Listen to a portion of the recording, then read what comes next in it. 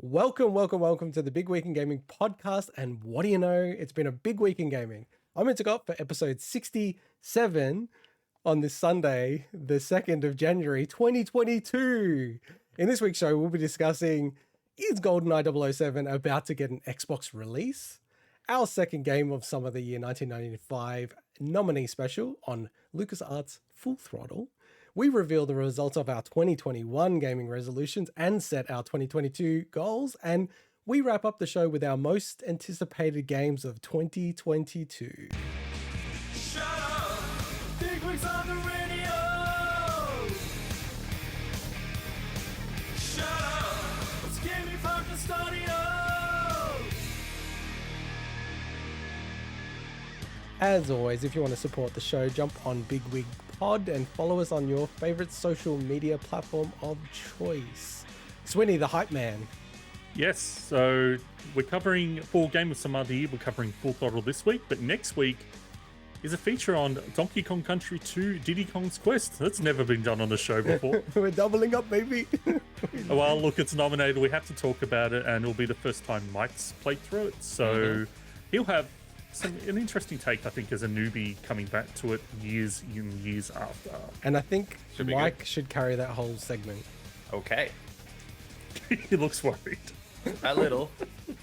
A very little bit worried, which is about the size that the segment would be if I had to carry it. And we have a very important correction, Swinny. I know. As soon as I said it, I said, oh, I'm going to have to look this up after the show, and I was wrong. So in our Worms retrospective or Games of the Year feature for Worms last week, I mentioned that they introduced the best Worms weapon ever, the Holy Hand Grenade in Worms 2. It was actually introduced in the director's cut of the first Worms game. So Did the director's cut come before or after Worms 2? it came before. That's kind of a good question. That's kind of sometimes Swinny's sweating. Is this going to be the first double correction? No, it came before. Like Worms got a director's cut, and Worms 2 came after that. Okay, Yeah, I'm not That sweating makes that sense one. Yeah. I was just like, I'm just embarrassed regardless because I got it. Anytime I make a mistake, which is often, I'm always embarrassed. I don't know. You're pretty thorough. I have to. That's why he's got high standards. I just Very high say, I think I just say a lot more, so I get a lot more wrong. So. No, I think the ratio, you're the best, and then I think I'm second best, and Mike is clear favorite for saying the most wrong things per word. Like how many wrong things per 1,000 words? That's what I want to judge one day. And anyway, I do not have a question of the week, so I've failed. And as we do, and there's a tradition in the show, once someone fails, it hands over to the other host. For someone else now to fail. Mike is carrying on the question of the week until he fails. So what is your question of the week before we get into banter? Yeah. Okay. So my question of the week is: if you could live in any gaming universe, which one would it be and why? How did you come up with that like in 2 seconds? I don't know. You just asked me, and I'm like, all right, I got to come up with something. Mine is incredibly boring because, honestly, apart from a couple of things, it's not that different from like our universe. It's probably Stardew Valley. I just love like That's a good answer. it's just like a very homely town and a farm and stuff. And then you've got there is some craziness going under the ground in that game. But other than that, and I likely won't die because you don't die in that game. So that has to be a factor. Like when I was thinking of like Hyrule and stuff, I'm like, no, I don't want a moon coming down killing me every 3 days. I'll probably say the world of Leisure Suit Larry. No. Oh, okay. I don't know. The first thing that came into my mind was the Mushroom Kingdom, but then I'm like thinking, maybe I could live in New Donk City and work there, live in this world. So then I get to meet Mario and see what he looks like if I'm kind of almost a humanoid fashion and he's like his regular cartoon Mario. How about you, Mike? Where would you want to live? It's funny because I came up with the question real quick, but not an answer for it. So this is a tough one. I should have reversed it. You probably forgot he had to actually answer the question. I did. I think he did. No. So I was thinking about it and thinking when I was a kid, one of my favorite games was Ultima 8, and I really liked the world that it's a really underrated world that game created. About the 4 elements, and there's like the necromancy and the wind. I'm not going to go into the names of it and stuff, but I just thought it was a really cool world. Mike, I haven't played Ultima 8, but Yeah. I'm assuming, as it's an RPG, like there's probably a lot of like evil people trying to like Yeah. kill you all the time. Oh, Are you sure that's not a game you want to, a world you want to live in? Just no, I was thinking asking. about that, which is why I wouldn't say something like Mass Effect. You know, I'm Oh my I'm God, okay that's not like to way worse. not to be at the end of the universe where all life is supposed to be killed off. Spoiler alert. But yeah, it'd probably be that. I don't know. I Just should have thinking on said the something spot. more topical, like unpacking. Or unpacking. Yeah, I want to be a little girl in a pixelated world. That's my dream. No, but it's more just like everything fits somewhere. It's like I wish I had a Yeah. house where everything has a place. That's true. Like I find like I'd- you could never do that. Speaking of No. unpacking, that it won Eurogamer's Game of the Year. So we weren't that Well far done. off from having that in our top 6. Yeah. And it came down to almost like our top 3. Unpacking was still in there. So that's awesome. Like an Aussie indie game. That was really cool. Yeah. And beforehand, we were just like, we're gonna be like niche or something and put unpacking Yeah. in the Game of the Year. I think But we were I- even more niche, to be honest. Probably. And I didn't really want to. I think it obviously deserved to be a really good game, but yeah, I don't think it. It deserves to be. It a wouldn't good be fair game. to give it something just because you're like, oh, just because it's Australian and stuff. You know what I mean? It Oh feels like yeah, selling. no, we're not very selling itself parochial. short. We probably Yeah. do a bad job at that kind of stuff. All right, well, let's jump into what we've been playing this week. Mike, what have you been playing this week? I've been playing a little game that we're going to talk about in more detail later in the podcast, Full Throttle, the remastered version. The other game that I've been playing is another one that we're going to be talking about in a few weeks' time, called Chrono Trigger, which I'm new to, so I had never played the originals.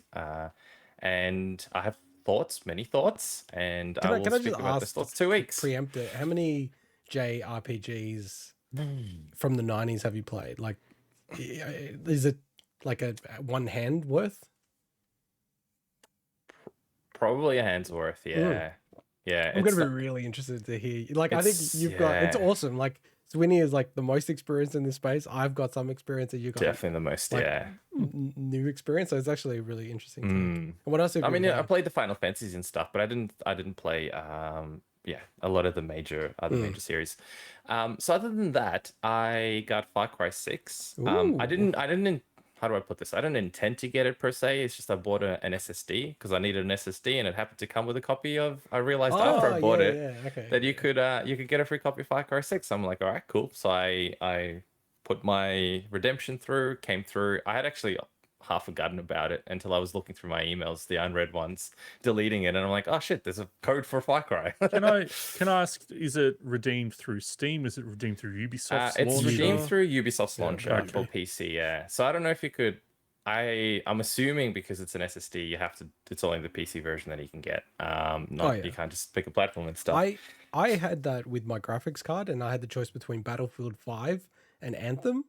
And I was like, damn, I'm smart. I picked Battlefield 5. And I actually regret better that. choice, I think it yeah. would have been so Really? much funnier to get Anthem. It may be, yeah. Because I never No, played Battlefield 5, so... Also, Battlefield 5, I think, was given away for free at some point after that, wasn't it? Sure. Well, yeah, pretty much Anthem was as well, right? Anthem is yeah. basically. So you have to Far Cry get 6, paid how to do you play find it. it so fast? You're pretty good. So I played it because I've been trying to play a bit of Chrono Trigger. I've been trying to go through Full Throttle. I didn't give it the justice it deserved, but I actually played it quite a bit. So I'm on past the tutorial island onto the main island, causing havoc. So far, it's Far Cry. Obviously, it's the same formula as every single other Far Cry so far, really. But you could clearly tell it's an evolution of the games, and in many ways, I think it's a positive evolution. One thing that I've enjoyed so far with it is, unlike a lot of other Ubisoft games where clearly things feel very cookie cuttery, where it's a certain thing and it repeats that particular thing over and over again. There is obviously an element of that. It's an element of a lot of game design, but at the same time, things feel a bit more unique when you go to different parts. Like, you come across things that actually just feel a bit different each time. So I feel like they've really put a lot more effort into doing that in this game, which is awesome. One thing that I would have loved is just a bit of co-op. It's ever since, I think it was Far Cry 3 that had the really good co-op. Did 2 have it, Swinny? I don't remember if 2 had I it. can't remember if 2 had it or not. I forget which one had it. So It had, 2 definitely had multiplayer, but I don't know if it had co-op. I don't remember if it had co-op, I but didn't know that Far co-op Cry was even had awesome. co-op. Yeah, it's actually really cool in co-op, and you can tell through the game design that the certain parts of it that are definitely geared towards co-op fun. All the vehicles and stuff have co-op things with them. Mike and I had a good time playing through New Dawn, which Yeah. is a game It's that's actually quite almost good. designed for co-op. Yeah. Out of all of them. So They're actually pretty good. I always thought they were really solid games. I enjoyed all the Far Cry games. I haven't finished a Far Cry game properly since probably number. Oh no, actually I finished 4, I think. But beyond that, is only 5. I haven't really. I don't know if I'll ever finish this one, to be honest. But it's one of those things where you can kind of just dabble in it here and there. And the last thing that I've been playing is just a bit more Final Fantasy VII retro make integrad Dale marmalade, as I like to call it. So been progressing in that one. As you guys know, I started on PS4, played through it quite a little bit, and then I had the upgrade to PS5. Talked a bit about this last week. I'm well beyond the part that I was into on PS4, which is really cool. So I'm asking you a question I probably know the answer to. You can't transfer saves between the two, can you? I actually don't know, to be honest. I didn't want to because I wanted to start from scratch anyway. Okay, that's good. Yeah, that's good. But it's just a pain in the ass. You need to install the PS4 version. Then there's like an update, and it sort of like shoots it off to the cloud, and then install the PS5 version, and it draws it back down.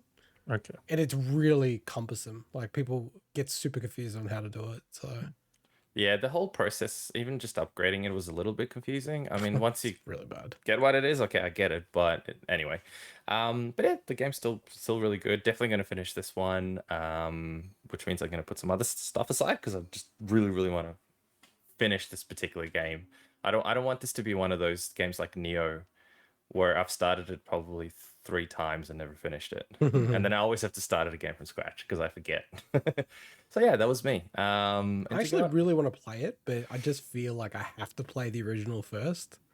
But I will cover that later. Like, yeah, I don't know. It feels very weird to start playing this one when I haven't played all through. And it'd be hard to go back to the original after this one, I reckon. Maybe it's like it helps in a weird way. I don't know. I think they're so different that they're like I can't speak as someone who's played the remake first, of course, then that, but they're just so different. Like it's not true as well. It's not like going from a remastered version to the original. So. And the other part of it is I'm already past where it finishes Final Fantasy VII remake. So I'm already past that point in the actual original. Ah, cool. So I don't know. That kind of makes me feel like, yeah, maybe I'll go play it now. Maybe because it feels like there's a lot more padding in this. I'm like, I just got to the part where you fall through no, actually, I'm a bit further than that, where you fall through the roof of the church. And I'm thinking to myself, man, that felt way earlier in the original. So, like I can confirm there is a lot lot more padding in this. Yeah. And it's not makes sense. Hours, right? I'm not saying it's a bad thing. I'm just saying there is. It's like the first. Basically, it's like maybe 8 to 10 hours worth in the original. It was like 8 hours for me. And then, so I got 8 hours in Final Fantasy VII, and I'm like, wait a second, I'm pretty sure this is where the remake finishes. And I did a very, like one of these type of checks, like when I'm trying to cover my eyes and not get spoiled, even though Twitty's tried to spoil this game a million times for me. I'm like, what, like where I'm up to? Okay, yeah, I'm past the point where the remake ends. So maybe I will go play it. But what I have been playing, Asterix Full Throttle. We'll cover that in the hype section. Chrono Trigger. I'm loving that. Awesome. Cool. This bloody, I'm trying to bring it out quickly. The Analogue Pocket is like ruined me. It's absolutely ruined me. So I've been playing Chrono Trigger on the 3DS, like using the DS functionality because my DS, I can't find the charger. So this bloody Pocket. And the screen of the Pocket is so amazing that now when I go back to play Chrono Trigger in the DS mode of the 3DS, it looks horrible. Like it looks so blurry and like bilinear, like interpolation and all this other kind of stuff. I'm like, oh, I can't keep playing it on the DS. So then I switched to the Super NT. So I've been playing it. And actually it's the first time I've used the Super NT without my CRT. So I had the Super NT plugged into the flat screen TV. And man, it looks amazing. Like it's so crazy how good it looks. That's like cool. It's not a bad way to play it. It looks better on the CRT, but it's damn good playing on the flat screen as well. So I've been playing it on my GPI. So I showed you guys the Game Boy looking thing because I bought a copy of it on PC. So then I'm like, okay, if I actually bought a copy of it, can I then run it through some other means No. on my GPI? Not legally. Technically not. But Morally, you can I'm decide not. I'm whatever not you want saying to I did it or not. I'm just saying maybe I did. Maybe I didn't. Maybe I know someone who. Maybe I was watching someone who did that. I think that that Uh, legal mumbo jumbo that people have been holding on to for like 20 years is probably related to the exact version of the same game. Like, oh, I have a physical version of the SNES Chrono Well- Trigger. That means well, I feel like then you technically, should be allowed to play legally, ROMs. probably in US law. Well, but just on that, and this is like a massive diversion, and I'll go really quickly on it. I was listening to a legal expert who is in sort of like the video game field and entertainment field. And number one, it's never been tried. No one's ever tried that case in court. So we don't know the answer. That's the fundamental truth of it. But Interesting. their view is, and this is Hoglaw, if you want to check it out, they've got a really cool YouTube channel. His view is he doesn't believe it would be legal if you've downloaded the ROM and even if you own the game. His view is maybe you could mount a pretty good case if you've taken your game and basically extracted the ROM onto your own computer and then used that ROM. Ah, then right? you did it. Yeah. That's exactly what I Mike's see done. what you mean. Yeah. 100%. No, I've been playing it on PC. and Australian law's The totally different as PC well. version Anyway. Just go using with me, mate. using DOSBox. So it is my copy of the Projected game. onto your GPI or whatever it is. Well, no, because you can play DOSBox. The GPI has DOSBox. So if you have There you the go, actual yeah. legal file, I don't think it's a ROM Chrono- file. I don't think it's Chrono actually- Trigger runs on DOSBox. Yeah, it's not. It's on not a PC. DOSBox. thing. Just does. put it out there. it does. Yeah, it's not.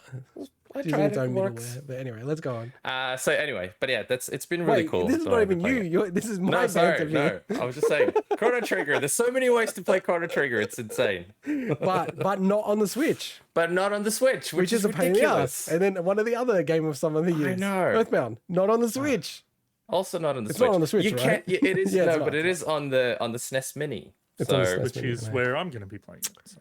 Pain in the ass, man. so Fucking pain in the ass. Outside of that, I finally got around to watching the new South Park post-COVID, the return of COVID movie. Chef's Kiss take on like their view on COVID, and then also their view on NFTs, which they would have written they did it. maybe 7 or 8 weeks ago, and it's still so perfect. Their take on NFTs. I'm not going to spoil it for anyone, but when they started talking about NFTs, I laughed my ass off. It was absolutely hilarious. Awesome. At the start of the week, I beat Drill Dozer. Man, this game is so good. This is like, I was putting this mental tier list for Game Boy Advance games. This is like right up there. This is maybe like top 10 for me already. Like, Wow. I needed to let it sit, but you know, like the start of the game was quite simplistic and everything, but it builds really well the mechanics, just like of the simplicity of using this drill, and you're able to use other equipment, and it's really, really cool. And it's got like, you'd like this, Mike. It's got like a Metroidvania type mechanic in it. So you can play Cool. through the whole game, beat it, but then you can actually go back. There's all these parts of the levels, and it's a platformer. There's all these parts of the levels you can't access until the end of the game, where you can get like a new drill bit, and you can go back and get through those areas, and they're super challenging. It's like a game. I look at it, I'm like, I might go back to it and play like the harder levels. It's really like well executed and awesome to play on the Analogue Pocket. So really enjoyed that. And I've finally been able to play Mole Mania. I've always wanted to play this game. Shigeru Miyamoto was one of the designers of this game. Ah, cool. It's got his hands all over it, like his style. And it's just awesome. Very like simple like puzzle type game, but surprisingly long. Like I checked out, like I got through the first world. I'm like, okay, it's fairly long. And I checked how long to beat, and it's like 10 hours or something like that. I was like, okay, that's pretty long for a Game Boy game. So like I actually had to put the the Analogue Pocket down, because I was like, oh my God, I'm not going to even get through all of Chrono Trigger and all this other stuff. So I'm like, okay, I got to put this to the side, because this is getting a bit out of control. I'm playing this thing like 24/7. And the last thing I'll mention is Rhythm Tengoku. Is that right, Swinny? Yeah, Tengoku. Yeah. So I've always wanted to play this as well. This is like a Japanese Nintendo published, I believe, rhythm game. That's And- Nintendo made as well. Yeah, Intelligent Yeah. Systems, I think it is. Yeah, but that's what I'm like. They're So it's not Systems. Nintendo, but I get what you're saying. No, It's like second yeah. party. Yeah. Yeah, So it's from the same folks who do WarioWare and preceding Elite Beat Agents, but around the same time of Guitar Hero. So it was like the golden era of these kind of like rhythm-based, music-based, you know, little micro games and mini games. It's super cool. There's this weird like freeform drum mode where you have the ability to like use the D-pad, A and B and left and right to control all aspects of the drums. And I'm like, surely someone on YouTube has like played, you know, Meshuggah Bleed or something like that.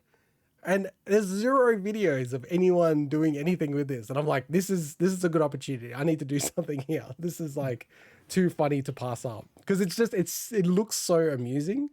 And I feel like you could just, it's like instant meme territory. You just like take that part and then put like the actual video to the side. I don't know. It's funny for me, but it's really fun. I absolutely love rhythm heaven games. So I've got the one on, I had one on DS. Yeah, on DS. And I had the one on the Wii as well. And it's just, as you said, they're so simple, but they're so like they get so challenging, especially when they start introducing offbeats. Yeah. You're like, oh my god, I have to actually like go on the offbeat as opposed to on the beat, which is just not natural for everyone. Most people can follow a general beat, but as soon as you introduce offbeat, it's like, oh, it's so unnatural. Yeah. So. And you know, like not to like, I'll try to say this in a balanced way. I've played guitar for a long time. So these games typically, like as soon as I play it, it's like I can, you know, breeze through it. This one is like a Japanese style one. This one's tough. Like straight away, I was like failing. I'm like, holy shit. I need to like zone in and like tap the beat to actually get it. It's so low tolerance. And yeah, this is a precursor to like, this is, you know, the first game, and Rhythm Paradise / Heaven is the second on the DS, but we never got Rhythm Tengoku. So that's why I really wanted to play it. I just wanted to see how they actualized that on the Game Boy Advance. And it's really cool, like really well made.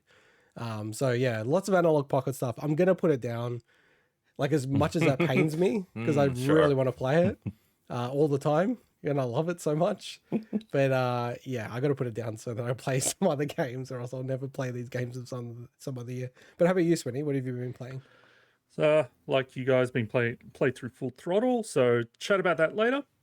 Also wrapped up. I was a little worried I wouldn't get to it, but my True Achievements 12 Days of Christmas challenge that I put on the back burner while I was rushing to finish my Final Fantasy games I needed to do. So I completed all the days where, you know, I'm not going to explain it. I'll just say that it's achievements, it's Christmas, they mix the two, and it's a good lot of fun. So but does it end? When does it end? When was the deadline for that? So that you have until the end of December to do it. Oh, so it was midnight as well as your resolutions. Interesting. Yeah, I did it a few days before because I was waiting until I got to Final Fantasy X-2 because I knew any achievements unlocked in that would work towards one of the days because it was RPGs. And then the last day was Leapfrog Challenge where I got to play a whole bunch of random games again, including, I'll tell you what, Halo Master Chief Collection is like a godsend for this stuff because so many people played it, which means the ratios, like the difficulties inflated. So I was able to like unlock easy achievements that are inflated because hundreds of thousands of people have played it. Like they just boot into it, play one or two multiplayer games, quit out of it, and then all the achievements aren't realized. So well, it's just random things like, oh, find this skull on this level. So most people don't go out of the way to do that stuff. So it's high ratio, but it's super easy. And another rare replay, I went back to that, and I was able to get a lot of really high rare. I was about to say rare achievements. Rare achievements are rare replay. Rare achievements. Because I've progressed so far in rare replay, I unlocked a lot of all the behind the scenes stuff, and all I need to do was watch the behind the scenes videos. Not even holding, and then I unlocked like super high ratio achievements. So, so that was cool. The next thing I finally got around to checking out Matrix Awakens. Oh, I didn't know this. On the Xbox Series X. And look, for anyone that knows what that is, it's basically an Unreal Engine 5 tech demo using obviously the Matrix as a you know, just a cool thing to show it off. And look, it's super impressive, of course. I will say that I was a little disappointed by how it ran. Now I know it's a tech demo, so I just found that it was just a little choppy when I was going around the city. Yeah, so that must be the difference. I don't know. Look, I will say it got better when I turned off the traffic and stuff like that. And when I was wanting to see, I was just moving around the building and stuff. I wasn't going super fast and it just was dropping a lot. So as a showcase, I was a little disappointed that it wasn't holding up from a frame rate standpoint. So I'd really be super keen to check it out on PC if they ever release it. So the next thing I checked out was The Gunk.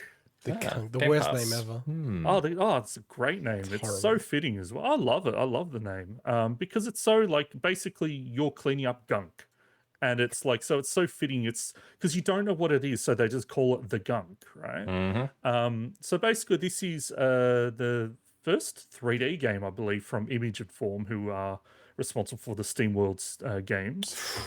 And Play this. so this, so it got added to Game Pass sometime in December. So I want to check it out, but I was just too busy playing all those Final Fantasy games. So finally got around to it. I've only played about 2 hours so far.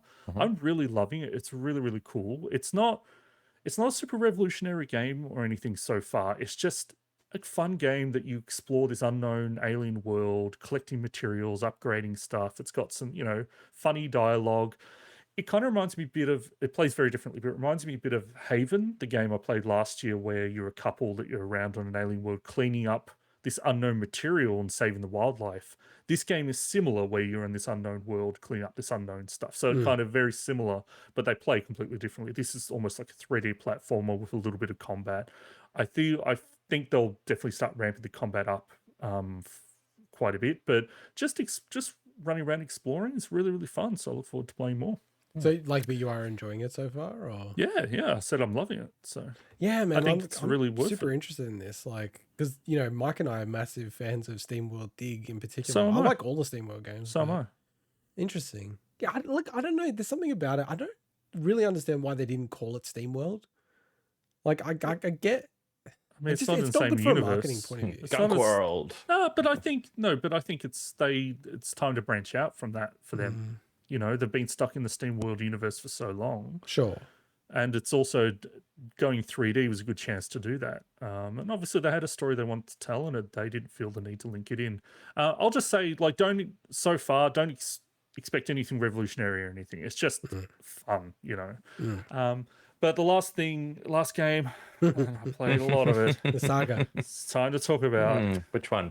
Final Fantasy X-2. So I played about 80 hours of this game. Damn. Now, I probably put about 10 hours into that before the show last week, so not all of that was since the show, but... Jesus, that's crazy, dude. Oh, yeah. Like, basically, this was the last game in my... I'm not going to talk about the resolution part, but I'll say it was the last game of my resolutions. We've got a whole segment at the end of the show, or towards the end of the show, about it. At the moment, I'm currently prepping to face, like, the big super boss of the game. It seems really tough, so I'm just, like, trying to outfit everything I need to deal with that. I'm surprised how much I actually love this game. It is very good. I'll get to what I don't like in a second, but its battle system is, once I got my head around it, is actually pretty damn good. Now, 10 and 10.2, like, you go into any Reddit forum of Final Fantasy stuff, like, they're always highly regarded. They're like fan favorite battle systems. This combines, to me, the best elements of ATB active time battle system that's like Final Fantasy 7, 8, 9 and all that with the job element. I think it blends it really well. But it's just, it's so cheesy. Like, the story of this game is horrible and the dialogue is horrible. It's that early, or not early, but it's like that mid to late PS2 era voice acting that some of it's okay and most of it is absolutely horrible. And so you've got to, like, I wasn't letting that get in the way of me enjoying it, because I'm like, it's a product of its time, right? Voice acting has come a long way since then, especially Square Enix voice acting. But man, the story and the stuff that happens, all the scenes are so awkward. It's like a fever dream at sometimes. I sent you guys a clip earlier in the week. It's actually what is in the B-roll, where you have to infiltrate this mansion of a rival sphere hunter, and you get information out of it by giving a back massage, and it's just really super awkward. Like, all your characters are female characters, right? But it's just like, you're like, it just feels so awkward, that this game is just full of awkwardness. But outside of that, as a game, I love it. I don't know where I'd rank it at the moment. Now that I've finished, pretty much playing through all these games, that I can I can do a tier list at some point, but I still don't know. I still don't know where this stuff sits. Oh, and I'm gonna be so hated for my thoughts on Final So we Fantasy. should say, Oh my god. Swinny has the Assassin's Creed tier list, and Swinny I've known for like 25, almost 30 years, and he is his own man. He is his own man. He sticks to his guns. He doesn't give a fuck about what anyone thinks about things, which I've always respected, right? But it does lead him to trouble where the internet does not respect people having opinions, especially if it's not consensus opinions. So you've picked certain games in the Assassin's Creed tier list that it's almost like flame bait. Like people are like, but it's not you're stirring. right. He You're not at all. believes You're genuine. that's You're genuine. genuine. And it makes me laugh so hard because, and I said this to Swinny before, I feel like we should react or we should put up some of the comments because it's so funny when people are like, this guy's so dopey, is this guy real? And it's like, I've played 2 Assassin's Creed games. I'm like, this dude has played all of them and beaten all of them and got 100% on everything. It's like, I think your opinion, honestly, is just not valid. Like, sorry. Just on the back of something last week as well, just some interesting notes. I didn't include as a news story this week, but we had, I think it was TV Sahi conducted a survey of 50,000 Japanese gamers on the top 100 games of all time in Japan. Oh, well, that's interesting. And it was pretty cool. And some of the findings were interesting. So Final Fantasy V, that I got called being contrarian for, ranked higher than Final Fantasy IV on that list. Oh. So, but guess what? Ranked higher than that and Final Fantasy VI. 2. Intergot, it's your baby that you let go for Game of Some Other Year. Tactics Ogre ranked above Final Fantasy VI Thank you, and Final Japan. Fantasy V. Thank so, you, Japan. Yeah. No, but I do love Final Fantasy VI, so I'm kind of a bit torn on that, to be fair. Final Fantasy V was ranked just before just after Final Fantasy VI. They're back to back. So yeah. Wait. Final Fantasy V was ranked above Final Fantasy VI? No, just like above in terms of it. Like one was like Final Fantasy V was like 31 and 6 was 30 or something like that. 30? Oh, I don't know. Something. I was just saying list, they're next to each other on the list. I can't remember exactly what it was. I have to say, Japan's reviews and everything, sometimes it blows my mind.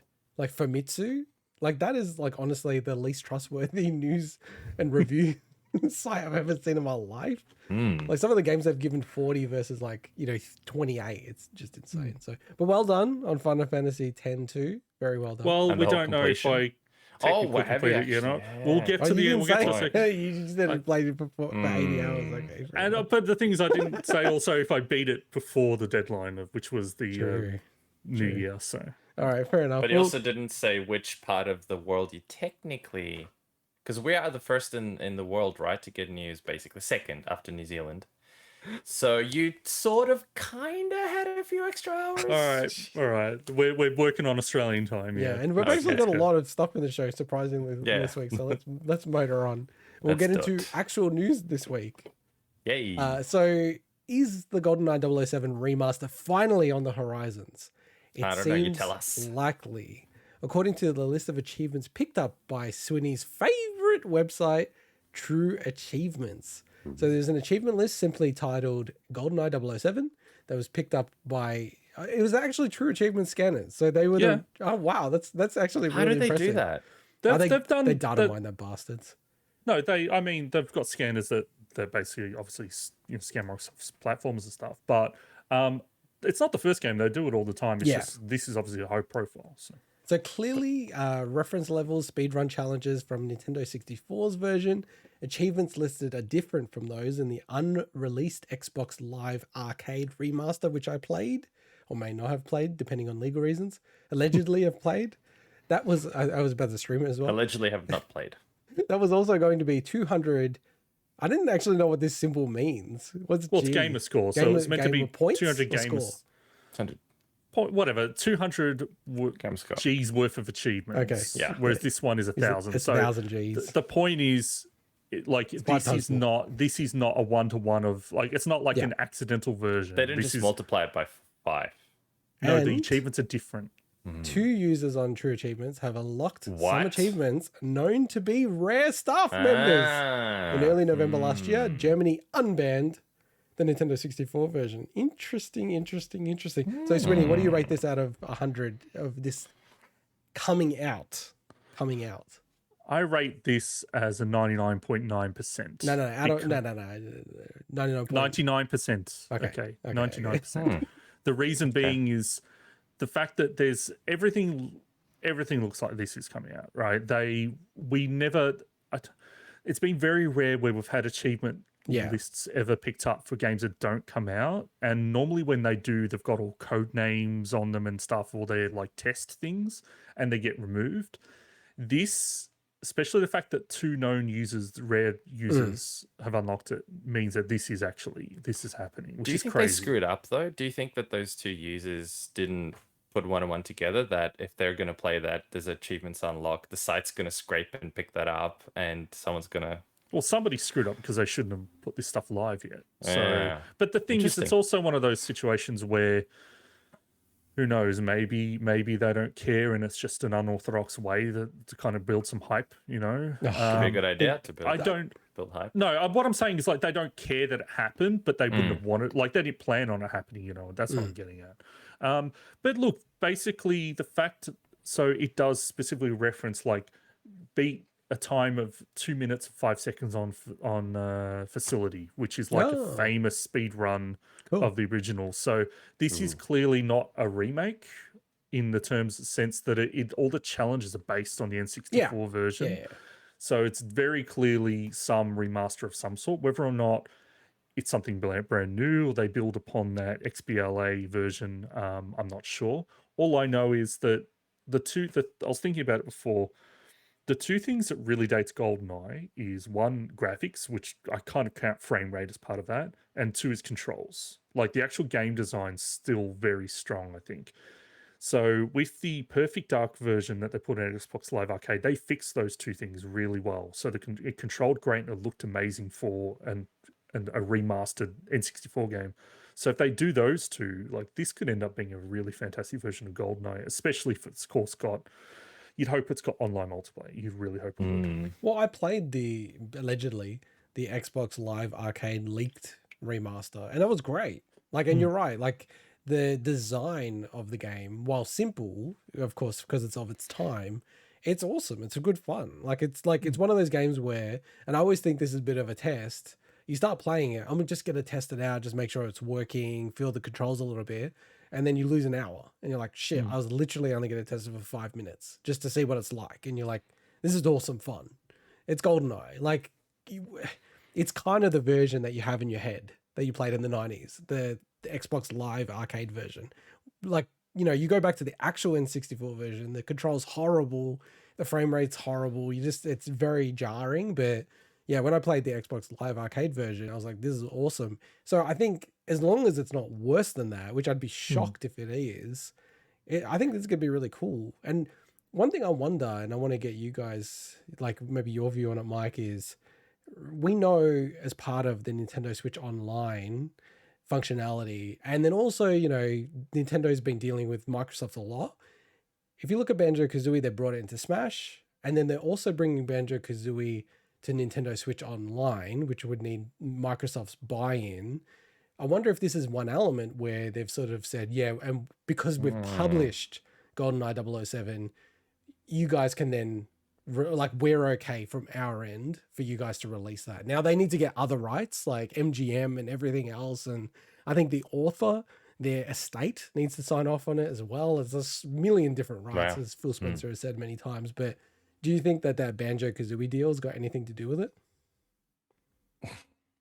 No idea. Well, I know that you don't have any idea. I honestly have no idea. Could be related and stuff as a bit of a trade deal, but I don't know, because I also can't comment because I wasn't huge on the original GoldenEye, other than played a little bit on 64 as well, and wasn't also unfortunately massive on Banjo and Kazooie, even though that's supposed to be an excellent game. So, but you played most. I mean, you played GoldenEye quite a bit, haven't you, Swinny? And I think you were quite big on Banjo and Tooie and Banjo and Kazooie and Banjo. I feel like Mike doesn't know us. I've played all those games to death. I know. Like pretty much you have rare tattooed on your butt. Pretty much anyone that grew up with an N64 is a high likelihood they've played a lot of GoldenEye. So it was that massive. Yeah, look, it could have definitely had an impact. I would say that if they end up ever adding that to the N64 Switch Online thing, God, I hope they've improved the emulation by that point. But yeah. RIP. Anyway. Yeah, anyway. look, like I think just going back to your point about the marketing before we move on to the next story, I just think this is terrible marketing. Like this is exactly what you'd want in like an Xbox Direct or whatever you want to call it. I don't want even what they're called, but you know, keep it secret. They have one of those little things and then it fades out and then boom, dun, dun, dun, dun. I got to make it a little bit different so we don't get struck. I think it would be amazing. Everyone would be like, holy shit, they're bringing GoldenEye back. Like that moment is ruined. Like when I found out about this, it's because it's a bit like, yeah, I think it's probably about 95 to 99 as well as you, Swinny, right? It's almost a certainty. The only thing that's going to stop it is the rights holders change their mind or something like that. Something crazy happening and then it gets canned. But it's not fun way to announce it. It's shit, to be honest. I would love to be like doing a reaction with you or Mike or something, watching it and then boom, GoldenEye. Now when that happens, we're going to be like, oh yeah, we know about this. Like, it's not fun. It's really not fun. I love it, but I'm super biased because it's to do with true achievements. So anything to do with true achievements, I love it. So. I need to get my scrapers going, so then you can get excited about Bigwig. The Bigwig scrapers can be going. All right, is there anything else you guys wanted to cover on this before we move on? No? Let's go. All right. And in other news, not so happy. The Panda hardware team has provided an important, quote, and unfortunate, end quote, update on its upcoming GameCube-style Panda Controller. It's been cancelled, the Kickstarter at least. So stated that it's due to difficulties with their manufacturing partner and blackouts in China due to COVID. The Kickstarter raised over 2.5 million Australian dollars so far, so surpassing all the stretch goals. Estimated for delivery on December 2022, and the Kickstarter has been cancelled. So we covered this a week or two ago. It would have been 2 weeks ago. It was like 4 weeks really? ago. Was it that far? That's how quick this month has gone. Yeah, I mean, like, Crazy. I was like really bummed out about this. I was kind of a bit blown away by it because it kind of got so much hype, so much energy behind it. I got to a point where I'm like, I probably have to get one of these things. We covered this on our show on the 5th of November. No. Wow. Sorry, no, not November. Can't December. be. No, 5th of December. Okay, that's more. December, yeah. No, So my that's note the go, said yeah. November, but that's just another example, like this show, of me not updating the date in our little intro. Hey, I part. handled that all right. You did. You didn't blame me for it. So I was waiting for it. I was thinking of it. Yeah, but yeah, what? 'Cause it seems like they're still going to do this. So they're talking about getting internal funding. I don't know, man. Like, what do you think about this, Winnie? This is like a weird one. Yeah, look, it completely sucks. Like it must have been heartbreaking for them to have to make this call, because we've had other Kickstarters and other projects like this on a similar Pocket level. Yeah, where they just delay. days. Yeah, where they just delay and just delay. But the problem with Kickstarter, and if I get some of this info wrong, then I'm wrong. But I believe, once the Kickstarter's ended, there's it's you can't just free fund people, right? Yeah. So the idea was they don't know when they're going to be able to deliver this. They know there's massive demand, way higher than their expectations. They can now use that demand to gain, as you said, internal funding because they know they can point to the number. And I think they just wanted to not deal with the headache, and they just said, "Look, we're going to cancel and refund everyone because they literally don't know when it's going to be ready." So. That's really cool though. That clearly they don't just take the money and piss off, or take the money and say, "Oh, we spent the $2.6 million doing R&D, and our partners couldn't deliver." Blah, and sorry, too bad, so sad. The fact that they're refunding it is actually pretty good. You don't get that all the time on Kickstarter. There's almost an expectation there that it's a risk. You put the money in, hopefully they'll deliver the product. Like chances are they will if they want to maintain their reputation, but it doesn't always happen. So I think it's really good that at least they're taking this approach. So there's still a chance that they'll do something. And I think they'll always won't get be too pissed. deliver it. It's just the idea of them holding on to the funds to 2023, 24 potentially. That would have pissed people off too much. And the negative energy that would drive. Yeah. People just go, oh my God, when are they going to do this? Like, they took the right approach, I think. Especially that they're growing their brand in the, you know, like with the Nintendo tournaments and all that stuff, like they couldn't risk their brand was on such a high, they couldn't risk it. Yeah, I think that Nintendo part of it is like massive. And then it always sort of makes me wonder, you know, like there's two big speculation that I have.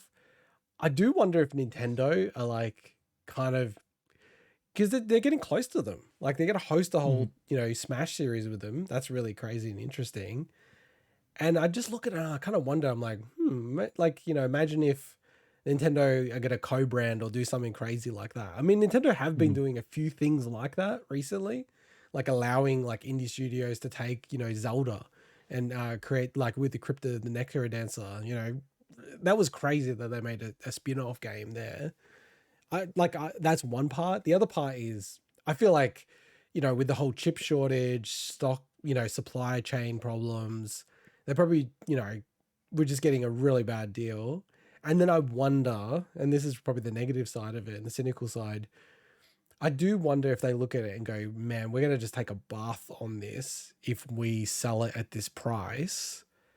What we could do is cancel the whole thing, bring some, you know, like have a new pre-order thing midway through next year and do a, like, for one day you can get that same price that we listed and then end it, or even go, you know, for the first 10,000 people, you can get an X price, and then beyond that, it's going to be an adjusted price or something like that, or even adjust it from the start. And, you know, if they do that, I think people will get pretty pissed. But I don't know. I just kind of wonder about that because it's like $90, this controller. There's a lot of technology in it. Well, like they will.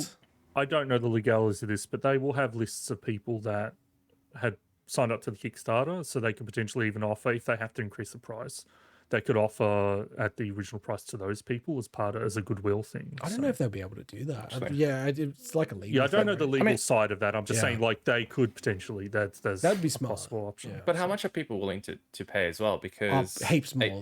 Heaps more, I reckon. I mean, when you look at the Xbox Elite controller, that's what, $250 Australian RRP. It's a very different thing though. I know it's a different thing, but I'm talking about the you know, if you're comparing the functionality that it has, and to be honest, I was disappointed at the quality of the $250 Xbox Elite controller. I remember when I got the original, it was pretty this shit. Thing was kind of for that kind of way money. crazier than the Xbox Yeah, I feel controller. like the functionality wise, this almost does more stuff. I'm not talking functionality. I'm talking like the build quality.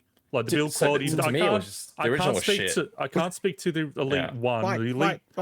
I can't speak to the Elite One because I've never had one. The Elite 2 feels like it's premium. It feels ridiculously premium. Well, you'd bloody expect it. Whereas the Panda Controller, while it seemed cool and I was considering getting one, it kind of looked, and that's what I'm saying, like it looked, because I obviously never got to feel it. It definitely looked like a more budget item than anything like that. Of course, yeah, but this is why it's, you know, 90 US, which would be, let's say, 150 here versus 250. So yeah, I'm just saying, I think comparing those two kind of things is pointless because it's pointless. But what I'm saying is very different people and they're very different style of products. But what I was trying to get at is that clearly, you know, the Elite controller, if people are willing to pay $250 to get a few extra buttons, effectively what it comes down to, and a premium feeling controller, I can imagine that people that are really into tournament gaming are willing to spend quite a bit to play those kind of games. You know what I mean? So they definitely are. I think the better comparison is the fact that they already shell out a lot just for GameCube controllers already. So that's the target market for this. Yeah. So I kind of disagree with you, Swinny. I think Mike's point is pretty apt. It's people are willing to spend a lot more money on controllers than I think console manufacturers previously realized. And I feel like that extends to GameCube controllers, that extends to... Of course they are. I'm not saying that. I just don't think comparing the Xbox Elite controller to this thing, I think it's pointless. I think we need to compare it to what they currently do, which is go out and buy actual GameCube controllers or similar products. Yeah, look, I think that I'll never disagree with that is the most accurate way to compare, right? People are willing to pay $250 to get the right GameCube controller. Yeah. You know, they're going to be willing to pay $90 to get one that's pre-done and they can program, of course, right? But I think Mike's point is pretty apt, though, that people are just willing to spend more money on this kind of stuff, right? I would pay way more money if I could get a better Switch Pro controller. Like the D-pad on the Switch Pro controller sucks, right? And it's not as bad as the Xbox 360 D-pad, but it's not that much better. But yeah, like it's funny. I don't know. I find the whole pricing thing in this space really weird. Like, and I'm coming from obviously a business person perspective, but like with the Pocket, I'm gonna like show it up on the screen for the 5th time now. Like this thing could have been priced at. It was priced at $199 US, right? It could have been priced at $399 and it would have sold the exact same amount of units. As a business person, I find that weird. Like I don't understand that. Can you explain that to me? Oh, you're expecting answers from us? No, not happening. I just think it's weird. Maybe, I don't know. I can make literally twice as much money, and then that's all profit. That's like not even twice as much money. They could be making like 5 times as much money. I mean, that's reaching. That's delivered would have been over $600. Dude, I would have bought this at $399 US. I would have. Okay, I guess I wouldn't. That's where I would have there is a cutoff line for some people. That's a cutoff for me. Oh, Yeah. of course. You've got the price curve. Not for the super enthusiasts, of course. Like they will shell out, but yeah, like because you've got to factor in. There's some people that also will actually go in and buy games for this as well. So they kind of absolutely. need to A lot of factor people that in, would. so. I mean, I have to do that. So Yeah, no, but a lot like, of people, you're right, would have paid $400 US. No, for sure. That's just the supply demand curve. My point is they only made like 10,000 of these or some ballpark like that, right? Like you're gonna have 10,000 maniacs like me, easy, minimum, easy. right? Yeah. Like, Yeah. so yeah, that's what I don't understand because they're never gonna sell 1 million of these. I don't know why they price it like they're gonna sell 1 million. You know what someone needs to do? They need to go and make an entire like segment based on how many potential analog pockets could the analog company sell based on the Cybertruck and Tesla. Over here we have. I think that was the Mike. That was the 3rd episode of our show that Intergot went insane. wow. I like that stuff. awesome. We've gotten rid I of think it all was the that 3rd stuff. episode. Go check that out if you're interested. Cool. Well, I've got nothing else to say about this Panda thing. I will check it out when they reissue it and see how much it is and everything like that. Yeah, I'm just nervous that it's going to be more than it was going to be. And then that's going to be interesting. So let's get on to our last news story. And surprise, surprise, it's not an episode of Big Week in Gaming without a story about the Analogue Pocket. And I'll just have to show it on the screen for the first time in the show. Oh, what? You have one? Once again, I couldn't see it properly. So I'll show you the hard case. That's meant to be really good, apparently. No, I don't like the hard case. I know. In this week, we've only got a few updates, some cool updates to share. So first, there was an update to the Pocket's firmware. So hopefully Mike is updated. Actually, I'm burying the lead here. Waiting Mike, for mine. Yeah. Mike, do you have an Analogue Pocket? No, I'm waiting for mine. You're waiting for yours. Yeah, remember early 2022, my order was I don't know gonna why go you're through. playing this game. Yeah. This is weird. Okay, we'll talk about this offline. So there was an update to the firmware. I just had a few things to call out that I thought was cool. Number one, that there was a noise channel issue with Shantae, and one of the YouTubers that I really like, MVG, he actually worked on porting Shantae, so he's very familiar with that game to Nintendo Switch. And as soon as he played it, it was like, oh, the sound's not right on this, right? Wow, that's so And cool. then the developer of the FPGA, Kevtris, he actually commented on this Discord that I'm in, and he's like, damn, I knew MVG would find some problem. I'm going to have to fix this. And that was part of the fix and they actually called so it out, cool. Shantae, right? And I think I'm not sure. Did they write something about MVG? I don't think they did, actually. They also did a really cool update to the Game Boy original display mode. So just to kind of like make the grid pop out a little bit, it looks better. And then an important update to Game Boy Studio, and I will come to this in a second, that you can now save in Game Boy Studio games if they're in Game Boy mode, which is very important because onto the second update, there is still no jailbreak for the system, but some very clever people in the community have figured out how to get Game Boy and Game Boy Color games to play without the cartridge or flash cart. So this is not a jailbreak. This is actually stock firmware, as we say in the business. And based on the thumbnail, this is what you came to hear about. Yeah, exactly. So just to explain the technical stuff, it's pretty interesting. So nano loop is one of the features of the Analogue Pocket, which is really cool. I'll have to cover that at some point.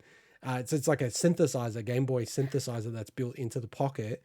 But also you can play Game Boy Studio games. So check out Game Boy Studio. It's really cool. It's like a drag and drop Game Boy maker. And the way that they do that is they literally take like effectively like a Game Boy ROM and then do a few tweaks to it, right? So specifically the actual Game Boy, the way it works. So you got the LCD control register. So it's a specific address that the Game Boy refers to. So it's actually looking up at this address, right? And it controls things like, are you showing objects on the screen or not? Are you showing the background or not? All these kind of things, right? And then also the status of the LCD screen. So those things, one of them is in a different location, like they've moved it to a different location. And the tricky part of it is that they've actually flipped all the bits. So without getting super technical, basically you've got a byte that's 8 bits. So all zeros and ones. So 8 zeros and ones. Because you have 8 zeros and ones, you can actually think of those things as, is the screen on or off, like 0 or 1, right? So you have 8 switches effectively that you have. What they've done, Analog, is they've said, for our format, all of those things are reversed.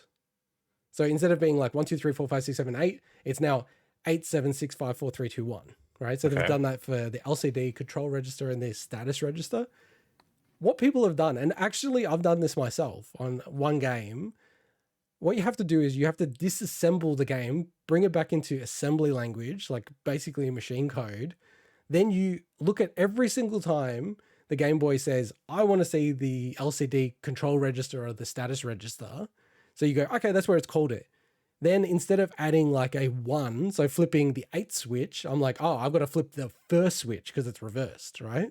So you actually have to go through every single thing, change all of those assembly code, recompile the game, and then it runs.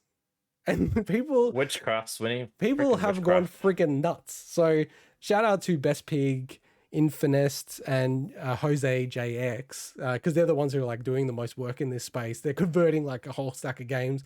And Jimmy Duck Egg, who collates it all onto a few different forums. So if you want to check all this stuff out, go into the Analogue Pocket subreddit. Yeah. But they've converted around 90 games, from what I know. Wow. Which platforms? So Game Boy and Game Boy Color only. Okay. So this will not work, as far as I understand, ever work on like Game Boy Advance. Yep. Okay. I anticipate the Jailbreak to come out probably as part of version 1.0 firmware update. So probably next month or the month after. Or I kind of have the view, if it doesn't come out next month or the month after, it's never coming out, the Jailbreak. Wow. Like, I wouldn't be surprised. Like, I think they've done these jailbreaks kind of like, it's been this unofficial thing. And I wouldn't be surprised if they just change their mind. It's not an obligation. Like, well, they're not if they don't promising do to do it. Surely someone else Yes, could. Like, 100%. Someone will like, but you know, it's not the most simple device. Like, so I do wonder how hard it will be to properly hack it. But you're 100% right, Swinny. Like, inbuilt in it, it has a functionality to update the firmware. Whenever you have that, it's almost like guaranteed someone will figure out a way to break it. You've just got to load a Tony Hawk disc into it, And then cram it into the cartridge. Quickly jam it out, like open the lid. So yeah, no, I thought that this was really cool. You know, people, it's quite funny to watch people, you know, update the games and then they've missed bugs or something and then they have to do a new patch. It's all very manual and hacky and everything like that, but it's really cool. It's really funny. And it did make me shocked at how many people are just waiting for a jailbreak. Like, so many people are like, oh my God, the jailbreak's not come yet. Like, they literally have no Game Boy games. So because it's, I mean, having now tried that, to bring up that old chestnut again, the GPI or GPI, whatever you want to call it, I can see crazy potential to be able to use platforms like SNES or other things on a device like this. Yeah. It's mind-blowingly cool to be able to do stuff like that, to have it in your hands. And the problem is, for a lot of people, there's certain games you can't access almost any other way. There's no way to actually buy it. I mean, no way to, like, I'm talking about buy something in a modern way. You can't just walk into a shop and legally go, I would like a SNES, please, and I would like the following game cartridge. It's literally lost in time. Like, yes, you can go on eBay and yes, you can do that, but that's all secondhand markets. It's zero sales, zero money being made for the companies that made those games. And unfortunately, yeah, this seems like a cool way to be able to experience those things for people that never got a chance in the first place. And just on that, we haven't heard anything about it, but there's 2 FPGA chips on this device, and they've specifically built it in the way the more powerful one people are able to develop for. So that's where the Game Boy Advance, Game Boy Color FPGA code sits. But you can actually overwrite that with a different sort of like core, like so very much like a Mister, but as opposed to Mister people will get really angry if I say that. You know, Mister's all open source. Anyone can build it, integrate new cores. This is going to be like in the analog universe. So it's not really clear who can, you know, submit cores, how you bring in the cores, but they've already said that they will be able to run SNES, Genesis / Mega Drive and everything below at a minimum. I don't think it's going to run every SNES game though, because some of the SNES games have very advanced like additional chips, like the Super FX2 and things like that. So yeah, I think the logic elements that these FPGA chips have, I don't think it's possible. So, but you probably get like 95% of the SNES library and below. So yeah, I mean, I like, as much as I feel like it is a beta device, it is pretty cool to be on that ground floor, seeing things flourish. Like I'm really enjoying that part of it. So yeah, I mean, but like this will definitely tide people over. I mean, like this has got all the, you know, heavy hitters people have patched now, like, you know, stuff like, you know, Super Mario Land 2, you know, Kirby's Dream Land, Pokemon, like all the Pokemon games I think are done, you know, so like this is like 90% of the library that most people think about. Like tell me a game and I'll tell you off the top of my head if it's been patched, Winnie. Revenge of the Gator. And then don't pick ones that are like out there. And do you know, I actually Revenge genuinely... of the Gator is not that out there. Actually you asked me to pick one. No, it's a game. It's a game you used to own. I love that game so much. So is it done or not? No, it's not. But I really want it to. Well, you asked me. What I love that. That's my favorite pinball game on the Game Boy. That's my I wasn't favorite. saying that to be an arsehole. I was legitimately asking, was Revenge of the Gator done? Someone requested it. I haven't requested any games. I think that's a bit obnoxious to request games. You probably knew I was going to ask that as you were asking that question. Yeah, but look, I doubt we'll cover anything analog in the coming weeks until they do the 1.1 patch. Oh, I wouldn't put money on that. That's why I'm just joking around. Well, that covers. And I doubt we're going to see the device again. Which device? This one?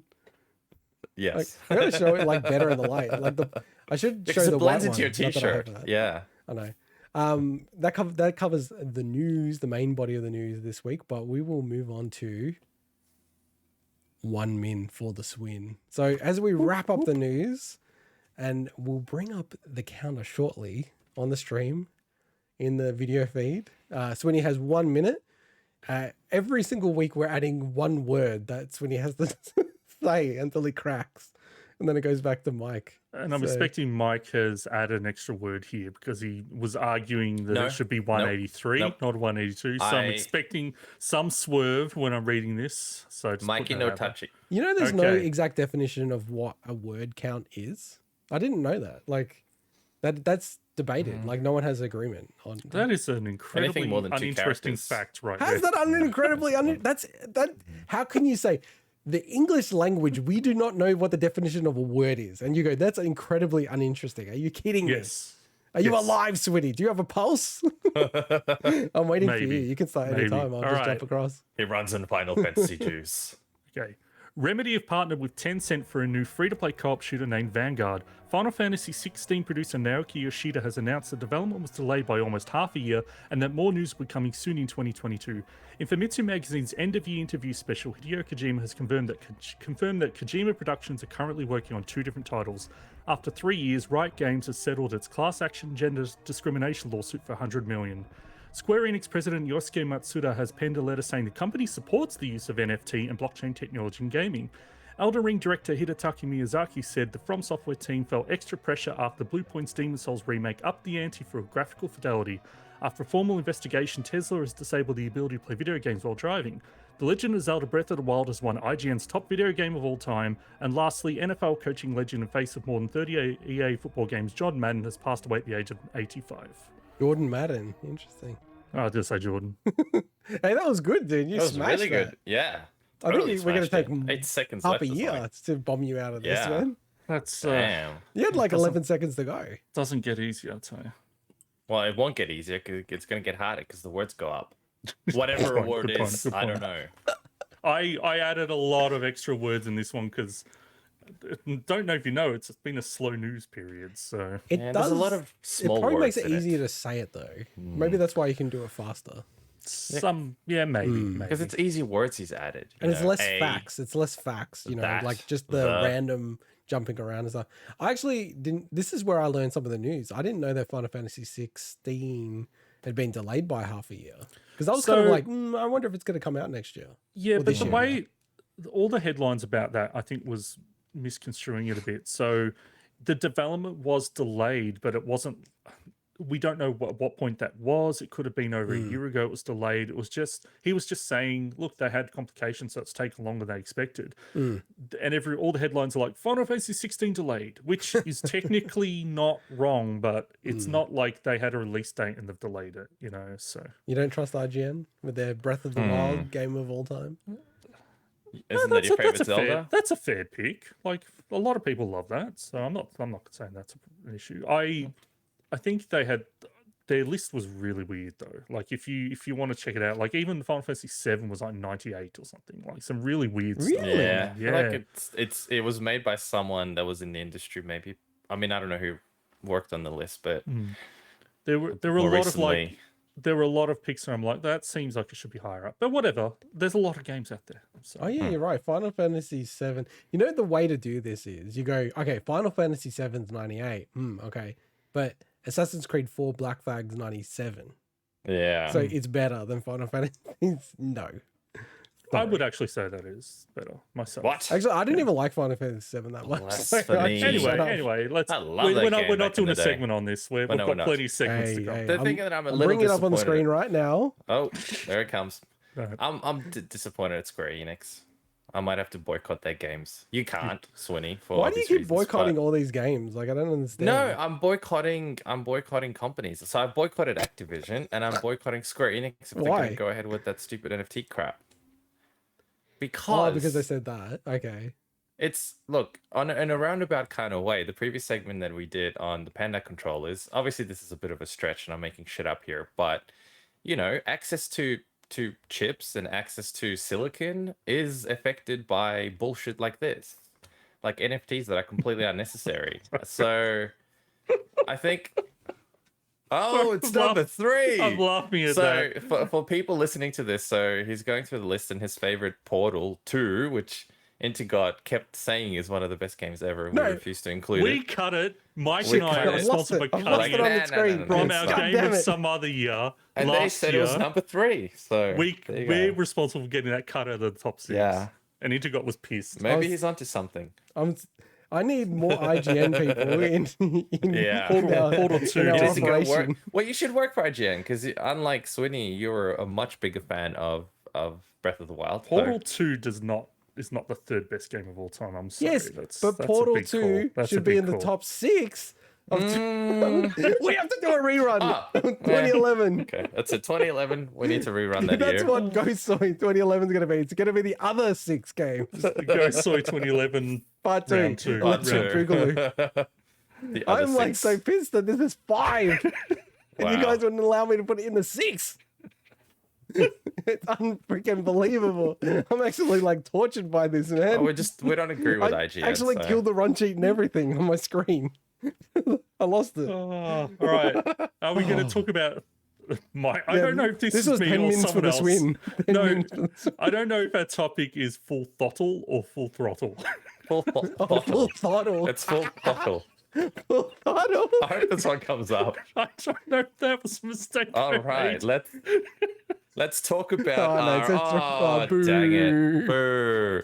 Our, So for our second 1995 Game of Summer the Year nominee feature, we put the pedal to the metal and take on LucasArts' classic biker adventure, Full Thottle. full throttle. Yes. So And first can I off, say? like, what versions did we? Whoa, what am I doing here? Oh What my versions gosh, of this what's going have on? we played? So I played the remaster, putting it on original graphics, Okay. original gameplay, original everything apart from controls. I did modern controls. I just thought, yeah, controls always need to be modernized. How about you, Mike? How did you play this? A mix of both. So I played the remaster, obviously, and I switched between the two. And funnily enough, I think I actually liked the original more in a weird way. Yeah, it's weird, but yeah. So I played the remaster, but I had it on the other graphics, I'd say 95% of the time. The older graphics, I should say. The only time I swapped was there's some quality of life stuff like highlighting objects, and I'm like, oh look, I just want That's to see useful, what yeah, it is. with the So shift. Cheater. but also, like, I've played through this game before, so it was more Yeah. about just re-experiencing. That's why I was able to get it Same. through really quickly, because I kind of remembered some of the more obtuse things. But then there's other stuff that I got stuck again. I'm like, Yeah, God, same. I'm how like, have I- how did I forget sure, it's that? been like 20 years since I played this, but why can't I remember something from 20 years ago? Yeah. So, Like going behind the bar in a certain place where I'm like, how the heck did I ran around in circles for that one for a bit. So I've got something to admit, boys. Mm-hmm. I've now fallen into the Mike category of not beating this game. no, that's That- fair This enough. is the Look, first game of some I- of the year game that I have But you not haven't finished. beaten. Damn. I'll explain my experience That's okay. shortly without Yeah, shitting tell on us. it too much. No, but that's fine. That's fine. I played the first quarter of the game. So I got through quarter and it was just driving me fucking mad, honestly. Right. And it was kind of weird. Like I felt like if I had done that object trick that I worked out, that it was sort of like, it makes the game a lot easier. Like there was certain items I just didn't know where they were on the screen. And then when you do the object thing, it's like, there they are. That's what I needed, right? But I just wasn't finding it fun. And I don't want to go down that path too much, but No, that's fine. You tell us the honest then I was opinion. like, okay, like this game's kind of driving me nuts. And then I watched the full playthrough from that quarter on. So I've seen the whole story, everything in it, how the puzzles are solved. I mean, like I don't think I would ever solve some of them, honestly.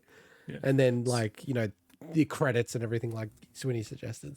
So Before I think we get too far into that, maybe could we just give a bit of background on this game? Just yeah, go 'cause- on. Yep. So this game, as mentioned, came out in 1995, April specifically. So not only did it originally come out on PC, but since it's come out on like iOS.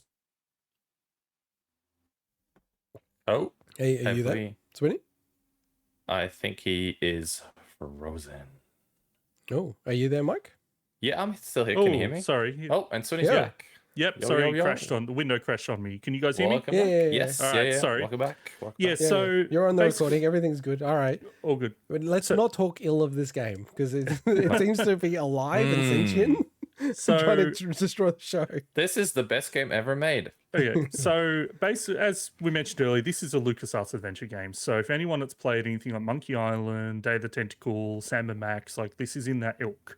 It's actually was their 11th adventure game, and it was the 10th to use their famous Scum engine. So I mentioned it came out PC, but it was actually their first game to come out only on CD-ROM because it had full voice acting. And we'll mention some of the voice actors a little later. And that remaster release that we all played came out in 2017, but got at Game Pass sometime last year, as obviously Double Fine became part of the Microsoft family. So it was a game essentially created and written by Tim Schafer, who's obviously gone on, who was, famous for Monkey Island, Grim Fandango, and then went on to form Double Fine after the success of like your Psychonauts and stuff. So obviously very, very highly regarded. Not everyone's cup of tea, but in terms of the adventure game space, he's one of the, the forebearers and one of the big names there. Production on the game actually took about a year and a half. So back in 95, that was actually pretty long for the time. Wow, that's quite a lot, yeah. And a lot of that is because of the high production values for its time. So I mentioned it actually got, like full voice acting and it's actually the animation done by, I think it's the same engine they used for Rebel Assault 2. So full FMV and everything like that. And the soundtrack's actually done by like a real band at the time. So there was actually a lot going on in this game. But yeah, so look, it's one of those. It's a point and click. So you basically, you point on a screen, you move your character around. You can bring up a context menu to like use an item, kick it, look at it, talk to it, or taste it or whatever. From a gameplay standpoint, it's pretty much that you get basic inventory system. There's obviously dialogue choices. It's pretty much built off the back of Day of Tentacle, which came out 2 years prior. But then you can see where they then took this for like Curse of Monkey Island 2 years after that. So it's interesting now. I've replayed this. I really see the steps where LucasArts went, and it's kind of wild to look at this game and then realize that Monkey Island 2 was only 4 years prior. So like that game looks primitive compared to this. So, but yeah, look, it's from I guess like a setting standpoint. We didn't mention anything about setting in Worms because obviously it's Worms, but it's a kind of a really unique setting. Like initially, I'd forgotten that this game is actually set in the future. Yeah, 2040, right? Yeah. So it's while you play as a biker, like there's hover cars there, and there's like it's kind of a really weird mix of like I wouldn't say old, but like real like current day and future day, and they mix it in a way that's like you're of the old world almost. And can I just say on that, like their articulation of that is pretty accurate, really, because we're 2022 now, so 20 years from now, I could see not hover cars but electric cars, kind of making everyone to go, self-driving car, why are you driving a motorbike? Like they should ban motorbikes. They should be like, so I feel like it's pretty on the money actually for being what, like 25 years ago. It's kind of crazy. Yeah, and it's a realistic future. Yeah, this is one of the first LucasArts games that I can think of. I hadn't played the dig, so if this doesn't, I'm not sure, but they tried to blend a little bit of an action element to it as well, which is very hit or miss in my opinion. Lots of missing. I found that. Are you talking about the parts where you're on the bike? Yeah. So a lot of miss personally for me, but yeah. Yeah. So, but the thing is, they're almost when I actually realize what you do with those sections, they're almost puzzles in themselves. So they're set up, while they're set up as action. The idea is, for instance, when you have to do a little bit at the start, but when you actually get to the point where you actually have to fight the other gang members, it's almost just a cutscene to get an inventory item, and then you use that inventory item on another one that is susceptible to it. So it's almost just like an interactive FMV as opposed to a pure action sequence. But in saying that, I mean, I think they dabbled a little bit in one of the Monkey Island games with it, but it's clearly wasn't their forte, and I think they kind of realized that with something like Grim Fandango, which doesn't have any action in it whatsoever. Yeah, so that's the interesting thing about this game that I think to this day is a bit different than adventure games since or before that. It incorporated elements that were not purely adventure game based. Sometimes in adventure games, you sort of get little mini puzzles that are more how do I explain it? Sort of like Myst style puzzles that you got to solve. Whereas this actually had real-time adventure puzzling. And I think a lot of games since haven't, in terms of these, in this genre, haven't really done that as much. They're more, strictly adventure kind of games. And by the way, I think one of the reasons we picked this game is because adventure games used to be pretty big back in the 90s. They had a little bit of a resurgence more recently, but it's certainly not the genre that it used to be. The point-and-click adventure genre was pretty huge at one point. And then I think this is it embodies a lot of those elements in a really good way, plus adds all those really cool action-adventure types of things. And can I, very quickly before I forget, make a small correction about the intro so we don't have to do it next week? We introduced this... Who are you correcting? Well, we introduced the segment as putting the pedal to the metal, but motorbikes... You don't put pedals to the metal on a motorbike. You twist the throttle to get that. This show's already pretty long. I just wanted to correct me later. a little there. correction there before we'll do it next week. So we've been going for like an hour and 20 minutes, and Swinny's like, "Shut up! I want to get off." Shut up! Let's just get on. So just a couple of really quick things. I think.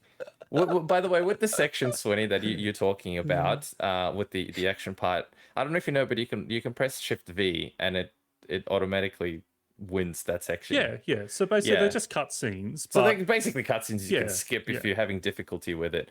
Look, one thing I found about this game, and it is something that other adventure games, it's part. I think it's part of the core of what an adventure game is sometimes you run around in circles going, "What the hell am I supposed to do?"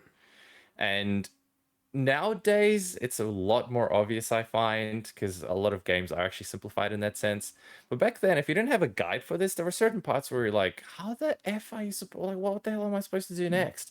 what am I supposed to use in this thing? And sometimes it can get a little frustrating because, say, for example, there's, again, in the infamous part we're just talking about now, you have to use a particular item. And if you don't remember to use that particular item that you find, not trying to say what it is in case someone wants to they haven't played this game yet, you gotta like go through the loop and you gotta randomly run into that enemy, and there's like 8 or 10 different enemy types. So it can be a little frustrating even playing it now and remembering mostly what to do. There's still parts where I'm like, man, this is frustrating, like I'm wasting my time trying to find that enemy again to get that particular thing. But this game certainly embodies the great parts about adventure games and the bad parts. And what you're saying, while there's some examples where I think that it's egregious in this game versus others, like there's major issues with the other, like your Monkey Islands and Grim Fandango. Like I would have never been able to beat Grim Fandango without looking up some of the solutions. It's just I wouldn't have been able to figure it out, because even in that game you had to like time certain things, like oh, that character's looking away at that time, I do something and I would never figure it out. Wow. And there's elements like that, which I think is cool, by the way. this game has that as well. So and there's definitely parts where I'm like, I have no idea what I need to do, and I had to look some stuff up. Like that's what adventure games often, you have to look stuff up, you know. And to me, it doesn't lessen the experience. It would have actually been great if I figured it out myself, but it's like I still enjoy the experience of going through and the story, which is quite cool. Yeah, and the story. And I will say as well that look, the game is actually shorter than I remembered. It felt shorter than your Grim Fandangos and Curse of Monkey Island, which is my favorite adventure game, and even probably shorter than Day of the Tentacle, although that's pretty short. But I don't know if that's just because of the style it is, or maybe just I remembered more of the solutions. But it did feel a bit short, but it was kind of nice at the same time. It was almost like watching a movie. And on that note, so we didn't mention the fact that, you know, it's got Mark Hamill actually voices the villain in this, cool. and some other side characters. And probably my favorite voice actor is the main character, who I think his name's Roy Conrad, the voice actor, passed away in 2002. I think I love the deadpan voice that he gives Ben, the main character. I just think it's just great. But yeah, look, I think it's a beautiful game. That unfortunately makes it sometimes difficult to figure out what's going on in the environment, more so than probably any other LucasArts game I've played. I think once they'd gotten to Curse Monkey Island 2 years later, they had actually figured out, okay, we can't obscure this item in the environment. People need to find this, so they make it a lot more obvious. And plus, that was a higher resolution game, so it made it easier. And that's why I sometimes flip to the remaster version, because I'm like, look, I just cannot remember what item or where it is in here. So it definitely has its faults, but I think, Mike, what you're saying as a representative for the adventure game genre and LucasArts, which, you know, and I think there were other candidates that year, Mike, so I have no mouth and on my screen, which is not LucasArts, but like Darkseid or Darkseid 2. I think it was Darkseid 2 at that point. Darkseid 2, we had The Dig, all in 1995, and I think Full Throttle was a good choice. Oh yeah. But at the same time, it comes with its faults that all adventure games do. So. And like, can I just say from my perspective and couching sort of my view, like sometimes things are just not for you, right? Like you can have the best execution of like country music, but if country music's not your thing, it doesn't matter. It just doesn't vibe with you. And like, I can fully respect the game. Like in a weird way, it's like if I reviewed it, I think I'd be very torn, because it's like I didn't enjoy it. It's not my kind of game.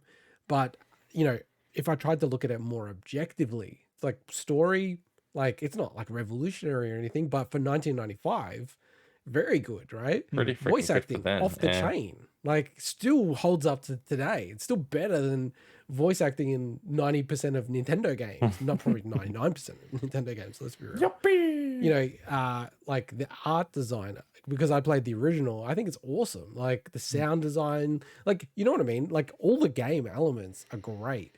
It's just, honestly, for me, it taught me I do not like adventure games. And it actually put me away. I'm totally blanking on the name of the game, actually. Disco Elysium. right? I've always been like, Ooh. damn, I really want to play Disco Elysium, right? Mm. And now I'm like, I don't know if I would enjoy it. That's not really a point and click though. That's- So I don't But it's think you. inspired by that. It Yeah, is but it's inspired by more. that. It's closer to an RPG in terms of Okay. like, Yeah. in terms of, but it's an RPG based on dialogue checks and stuff like that. And it's meant to, the Yeah. dialogue is meant to be phenomenal. Yeah. And the writing in this is great. Like the writing's awesome. I was like straight into that from the start. Yeah, like I said, I think if I was a adventure game fan, I'd be like, this is an awesome game, right? But it's just I'd realize playing it, I'm like, okay, this is just not for me. Compared to other games. Yeah, it's just not my especially. style. It's like probably one of the few, I can't really think of many styles of games I'm just not that into, but definitely this style just doesn't click with me for whatever reason. But do you want to have the final word on Full Thottle? Which is definitely going to be the show title, by the way. God. Oh god. No, look, I just say this game I think is just, it's of its time in good and bad ways. And I think if you go to it in this day and age, I think you have to think about it. This is what people were fine with this back then, but kind of maybe just play with a guide when you get stuck. That's what I'd suggest. So. Yeah, you kind of like, it's almost like they made those games super hard, so then it burnt. Like Pat it out. You know, you patted it out in a way. It was like the style, just like some of the games were just much harder to pad out the content a bit. So yeah, you're right. Like you probably should just not feel so bad about that. No, you shouldn't. But I think there's also an element of, I think these kind of games are like any other genre. You get better at these games when you play more of these games. And certain things might actually... well, because we don't play them that regularly, though. How often do we play adventure games, right? I think if you regularly play adventure games, you get the logic behind some of the stuff. The pattern. And you're like, wow, something that might seem totally stupid and illogical. Now, once you play a bunch of adventure games, you're like, oh, it makes sense why that rubber chicken needs to be used for something like that. The rubber right? chicken and the pulley So, is the most... you know what I mean? Like, it makes sense after a point because you realize you got to do stupid puzzle of combinations. all time. Oh my god. No, I got stuck right at So- the start, whereas like I needed to padlock Get out of the bin. the door, dude, I got stuck at the bin. I was like, where the fuck am I? Like, what's going on with this game, man? It's understandable. It's No, completely it is. understandable. It's like that, yeah. The way the game And is. we're- yeah. It makes me all- laugh when you say the bin. I'm like, that fucking bin, man. And we're all older and we feel like we need to, like, we can't waste time as well. So There's an element of That's that, yeah. If that's the only game I could afford as a kid, yeah, and yeah, it's different. all right. Gaming well, resolution. Yes. So, Mm. as it's time to close out the year that was 2021 with a bang or a whimper, it's time to see if we passed our 2021 New Year gaming resolutions or not. So, do you guys want to run through? I'll bring it up on the screen, but run through what the resolutions are. I'm scared.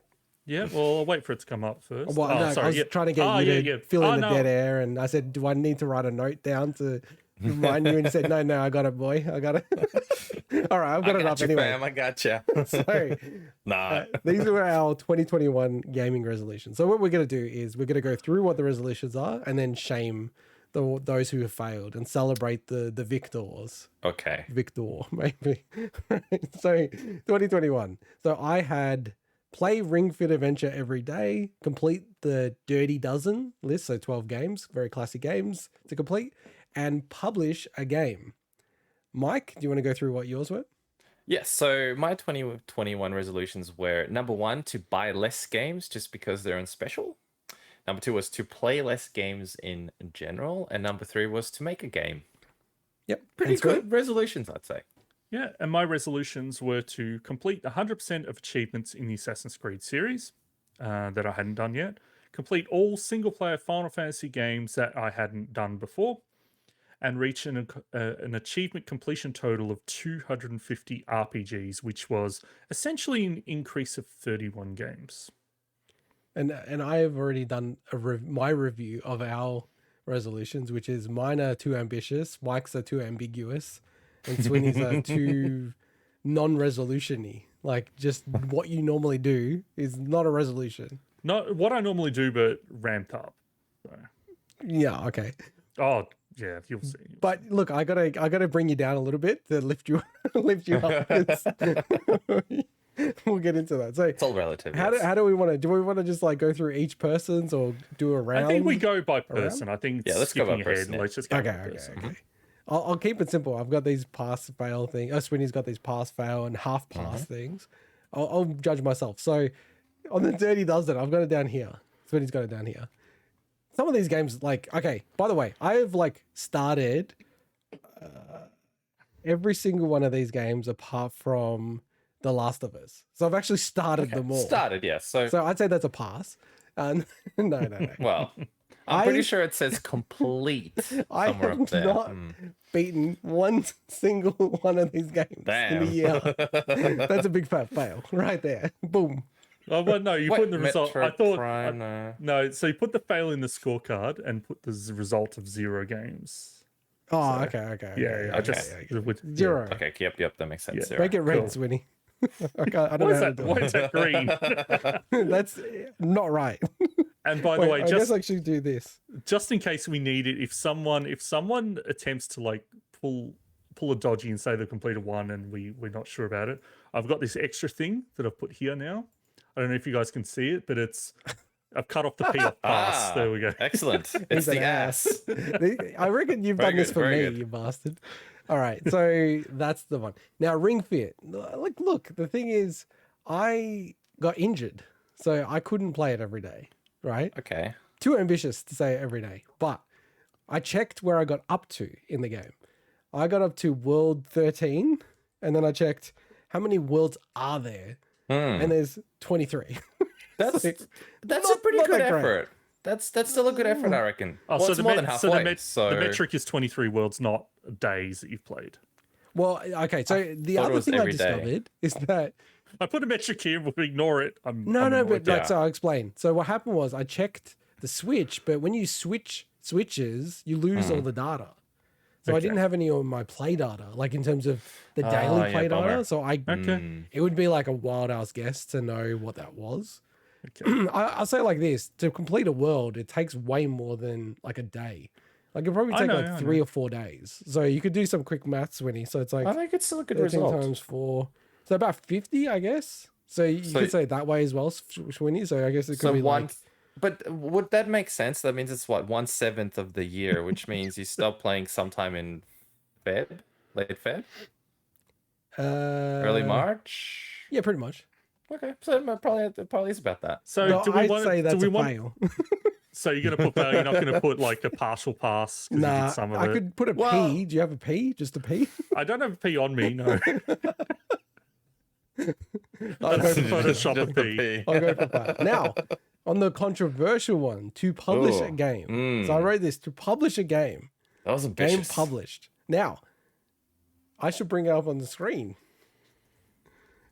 I So, wonder what this is gonna be. hey, you can like Google my game. That's how like. I I know what I'm, this is gonna I'm be. not yeah. judging. I'm Yeah, not this judging is it. I'm just saying I wonder what it's an gonna be. interesting one. Wait, I'm trying to think about. I better not do this because I don't know. Like I keep doxing myself. dox recently. We've, yourself, talk, yeah. we've talked about it before. I'm assuming. Yeah. Or, well, I'll let you explain. Yeah, so I got Game Builder Garage. Yeah. I'm just checking my Switch games. Game Builder Garage. Yeah. Yeah, Game Builder Garage. So And where I did we built forget that name? a 2D Rocket League game and published it on a site that has games that you can play. And people have commented, have downloaded, played my game, and commented about the game. Boys, I'm gonna say this is a pass. This is a pass. So look, are we allowed to play devil's Yeah, of course. advocates here? Okay. Fight me on this. So when I heard that resolution, it is not what I'd imagine as publishing a game would count as, if that makes sense. Yep. And what do you I say? was Tim? imagining publishing it on a proper platform like Steam or whatever, or at least having it available as an exe file to download itch.io on or itch.io or something. But look, it's something. That's the thing. It's a good way to reach that goal. So I don't know. I'm torn about this one. I have to see what Swinny says. What do you think? Like Swinny? legit, I think it kind of counts. Yeah. I don't have an issue with it because it's your goal, right? But can No, I you gotta ask? judge it. You gotta judge Can it. I ask? How much time did you put into that goal to complete it? At least at minimum A dozen hours. an hour or so. Because I'm fairly certain, I'm like, you got Game Builder Garage. The next day we had the show and you'd already had the game or something. That's how quick I am.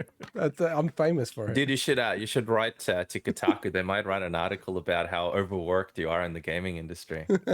If you want to put it past, it's your goal. No, I think we have you to. We're you're the one validating. put, you're the one putting that this is stamp down. consensus. This is You're the one consensus. put- All three have to agree. Is this a pass or is this an ass or is this a? It's a partial pass pass. for me. it's It's a pass. No, it's an ass. It's I an feel like ass. it's an Sorry, ass. It's an ass. Yeah. No, It's an ass. Because it's an ass because if you had actually started a game from scratch, like that other game that you were talking about, then I think it's a pair. But because right. you kind of took the short way out, it's an ass. I guess Yeah. you know. To be fair, I feel like I should get some points for the Ring Fit thing. So it probably balances out a bit. All right, let's get on to you, Mike. So let's go through. Okay, so do you How are guys you want positioning the yours? do you want the long or the short version of this? The couple of minutes version? I don't know. Okay, so Oh, because you've got the whole crazy thing, right? You've done the analysis. no, I've got the whole. Do you just want to put a fail next to all of them? Because that's what it is. Well, let's go Or through. do you The do you want first me one to is- justify the failures? Okay, Well, so try to numero justify the numero pass. uno. Okay, let's go with numero uno. Okay, so number one, my number one resolution was to buy less games just because they're on special. Now, unfortunately, it turned out to be really difficult to figure out exactly what games I bought in the last year. Because as people might know, I game on all the different platforms. So Switch, PS4, PS5, PC, freaking GPI. Xbox, GPI, bloody whatever. That it makes it really hard. And even on PC, across multiple platforms, from GOG to Steam, that I lose Rockstar track Launcher. of. Rockstar Launcher, yes. I bought GTA You did 5 actually. You bought twice. it twice. That's right. because I bought it I through can't Epic say that as a again. joke, and you actually Not have bought a game. Realizing that That's it so just awesome. it's going to run through bloody Epic. So yeah, so absolutely, you know, that in itself it should pretty much tell you how well I did at number one, which is I bought a game on special which I already had. So now here's an interesting little factoid, and I want to be open and honest about this. And you know, some people might go WTF, some people might go too much disposable income. It's not that. It's just I spend my money on the absolute incorrect things. But I put together, I went through all my transactions. So like I said, I couldn't figure out which games I had bought specifically, but I could figure out how much I spent on gaming in the last year by going through every single transaction on PayPal, my bank statements, my EB Games account, and doing a bit of forensic investigation on those. And I put it all together, and no word of a lie, in the last 12 months, and I need to keep this a little quiet because someone might be listening in on this, I spent $8,700 on game-related stuff. That's a lot. That is a lot. Now, to be Can I fair, just say also, in Australia, we get taxed at the max rate of about 50% ballpark. So that a bit less that because I don't means make you've as much. But earned yeah, like $16,000. To no, then it's not spend- quite like that. Yeah, And the math's is a that- bit different, but yeah. that also includes console hardware, like Okay, so well. so I Oh, need yeah, to every console. I need to specify Still this. got Okay, spare yes, change. yes. So hang on. So it might be a shocking amount, but it is what it is. That it's gaming related. So as a breakdown, you know, a GPU sets you back $950. So that's 1/8 of the amount basically. No, once. Oh, sorry. Yeah, Well, yeah. it's I a was, bit I was more than doing the 1/8, but yeah. pre-tax amount again. Then you know you're looking at stuff like you're looking at stuff like PS5? an Xbox that I bought. I think the Oh, it doesn't PS5 fell into count it because last you bought it the other year. Holy shit. Yeah. Then you're looking at spending money on the Analogue Pocket. So in terms of hardware, it adds up. Look, you look at $450 on the Oculus. You know, all of that you were kind saying of that, right? hardware. I don't have my money back yet, so it's still technically Really? counts spending it. Yeah, So you don't because have I had to return it to the US. Whoa, so you don't have it, and it's and you don't Christmas have your time, money. so I don't have Holy my money. I don't have an shit, dude. Oculus. I got nothing other than I'm an idiot. And look, in terms of the other breakdowns, I think the number one biggest culprit was definitely EB. That's because all the consoles, a lot of the games and stuff, I get through them because of price matching and stuff like that as well. It does include, I don't know if this counts, but whatever, I included it. Pre-orders for collector's editions of Elden Ring, as an example, because it is money spent in You get this a year. lot of those so like those super collect. You get like not as 5 much as of I them. used to. Not as much as I used to. Absolutely not. But it does include the the $450 I spent on the best ever collector's edition of any game that's going to make me so much money in the future, which is Cyberpunk 2077. That they subsequently, for $450, ended up clearing them out for $150 because no one wanted them. Mike, can I ask? Yeah. Do you think you spent less than last year? Honestly, it's probably about the same, is the crazy part. This was so to me, this was actually a wake-up call. It was a real wake-up call because you don't realize, if I look at this, Nintendo contributed 831, and that doesn't include hardware. And you don't even It's like Nintendo. gaming. And it's not that I don't like them. I'm just not like the biggest number one fan. But the problem is when you talk about 831, and sorry, that actually included a little bit of hardware because it included some Sega stuff that I ended up getting for a friend. So I'm like, do I include that or not? The controllers and stuff like that. Whatever. I put them under that account.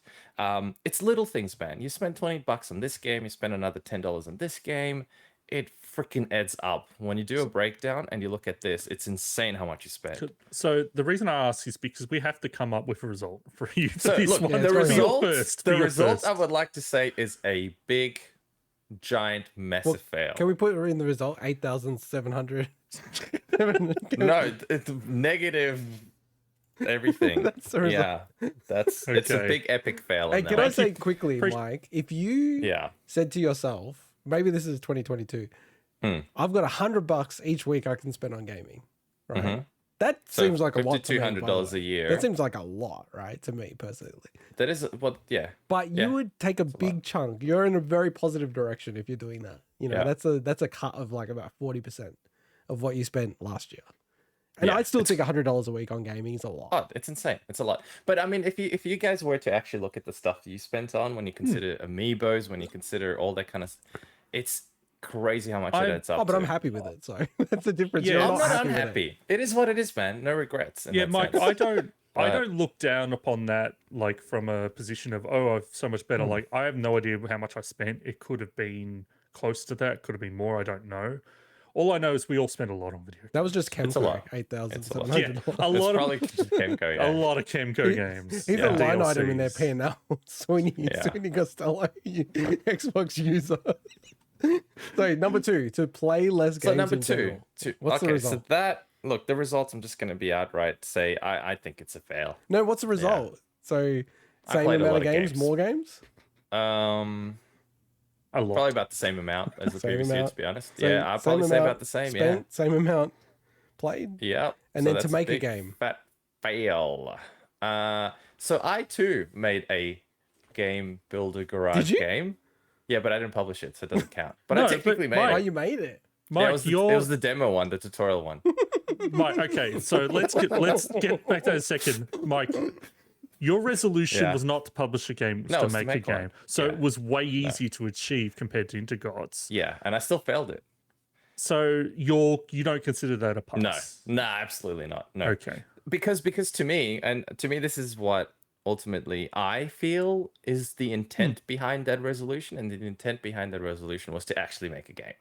Like I'm talking about a Unity one, Unreal, whatever, anything. And even if it was some really crappy game maker style basic, I made a bunch of sprites and it's playable and I had an executable you guys could play. Okay, that would have probably counted, but no, this is a fail. So total fail. Fail. Tutorial made. This was the year of failures for me. I'm gonna join you, Mike. I'm gonna fail myself. Really? Oh no, I like you I don't being an know, ass. like- No, I don't want to be an ass in the thumbnail. And then I feel the same as you. Like my idea was like, I want to make, like, even if it's on itch.io or something like that, right? I want to make a game that people can play and criticize and say shit. I just realized I'm just too ambitious and too time poor. So Yeah. Swinny. You guys were very ambitious. Yeah, very ridiculously so. I was Well, ambitious. it's really ambitious not to spend money. Yeah, Yeah. that's. I was so ambitious. I was ambitious in terms of volume of what I wanted to do, but not in terms of like, hey, I'm going out of my wheelhouse. This is all comfort zone, Swinny. So I've already talked about this on the show. By like just over halfway through the year, I'd already gotten all the achievements in the Assassin's Creed series, completed them all. I had to then recomplete that about 4 separate times as they added new achievements. So the result is 100% of the achievements for the Assassin's Creed series. That's Are you done. going to enter it, or Congrats. do you want me to enter it? I'll put the pass. And you can what put the I 100 if you really want. like is that there's no cheating there. It's not, oh, I completed them back in I don't know, August or something, and then I don't care about the Yeah. DLCs after that. No, you actually stuck to it. New Yeah, DLC, and- fine. I got to finish it. Just like the Final Fantasy, like, these were the things I had to do. Obviously, I didn't go create a new account and complete them all from scratch. That would have been insane. Yeah. No, that's, The second one, so I talked a lot about that this week in our private chats and stuff. Complete all single-player Final Fantasy games I haven't done before. I ended up beating Final Fantasy X to midway through the 31st of December. So midway, So the that last counts, day, yeah. I finished the game. nice. That was- nice. That was a hell of a marathon. Those games, considering I sat there watching all the cutscenes and everything, like they're so long. Wow. And Because you couldn't skip them. I or 'cause you never wanted- ever recommend anyone trying to beat 3 Final Fantasy games in 2 weeks. It is not. I wouldn't recommend uh, people trying to beat 10? one Final and Fantasy and game. it's like I'm 2 an weeks. idiot. I had like 3 months of easy time to really play them, and I left 3 of them until the last. I like minute. how he calls himself an idiot yeah, and then you go call back yourself up an to idiot, Al. and then yeah, can you exhibit Tutorial A made. and exhibit B tutorial made. So my Now, last. wait, hang on. I got to put a Phoenix right. Objection. Now, Mike, Yo, can you explain to me yeah. why? Now, we agreed why this made sense before, but Hmm. there's new evidence that came to light. Why Oh. Final Fantasy VII Remake is not counted. Because I didn't want to have that in It my list. says complete all single player Yeah. Final Fantasy games he hasn't done before. Now, you said And he has a Does- I can't PlayStation do now. it because I don't have a PlayStation 4 No, or no, 5. no, And we kind no. of went, okay, that's fair. Hey, cut your shit. I had it in from the beginning. It does not include that game because No, I think first he of did all, say that. Yeah, he did. no, it was there No, from no, the I know, beginning. I know, yeah. and Final Fantasy 4 the after years as well. Because first of all, I didn't want to play those games this year. I don't probably ever want to play Yeah. Final Fantasy after years. Plus, the whole point of this was to experience the Final Fantasy games I hadn't played before. Remake, while is its own thing, is also a remake of 7. I wanted to play the games that I hadn't played.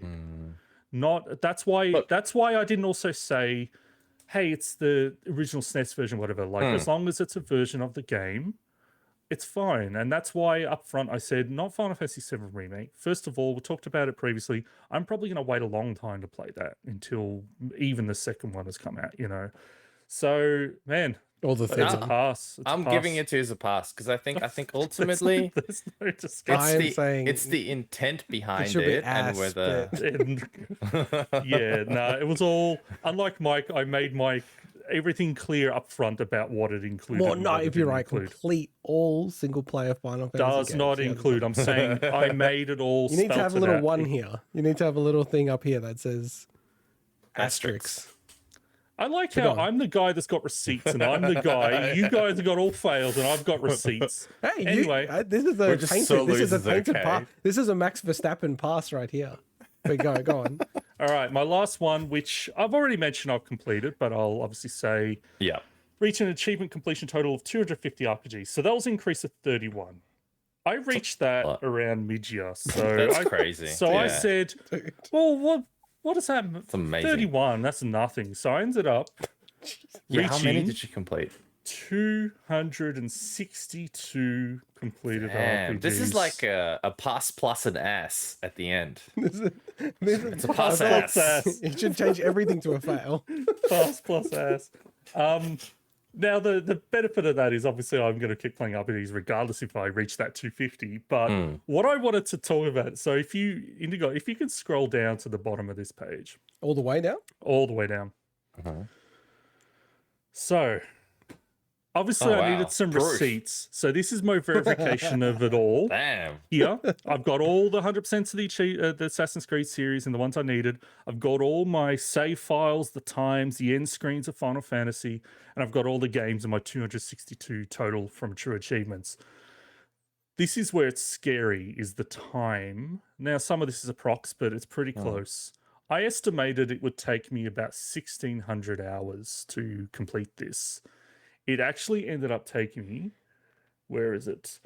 A total of the Assassin's Creed 392 hours, and that's taking some time off from Valhalla I did last year, so it doesn't. These are only that. for 2021, correct? 2021. Yeah, I had to. Assassin's Creed, I played 220 hours of that. I attributed 120 to last year, right? Final Fantasy took me 190 hours. RPGs was 1,341 hours. So when you add it all up, it took me 1,923. You were close hours, though. I mean, look, when you're estimating these kind of things, to be honest, it's not that far off. which is a total of 80.1 days in 2021. That's like no sleep. So it's like 160 That's days. assuming no sleep, Full yeah, days. because it's How's that even possible, actually? Which is 21% of my total time. So I'm not, as much as it seems like I'm wearing that a badge of honor, I will just say the reason I bring that up is because this heavily influenced what I want to do for 2022. Oh, interesting. Hey, how many games did Blue Slime complete? Who's your arch nemesis? I know Blue Slime. I don't know how many he completed this year. You hate him. No, Or her, or they. the guy. They are awesome. No, I have no idea. Okay.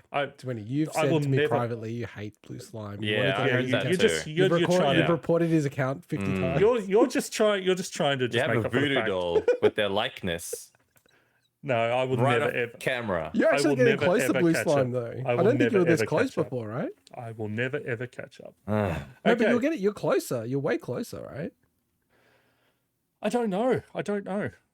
They complete a lot of games that are very difficult, and I complete a lot of games that are easy and difficult.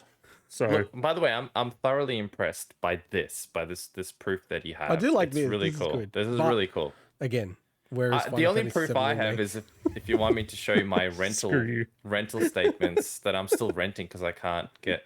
Yeah, exactly. Yeah, That's because even I'm crazy. spending all my money on freaking. Oh wait, hey, That's hang crazy on, receipts. hang You on. can't afford a house deposit. I've got something even better that's related to this.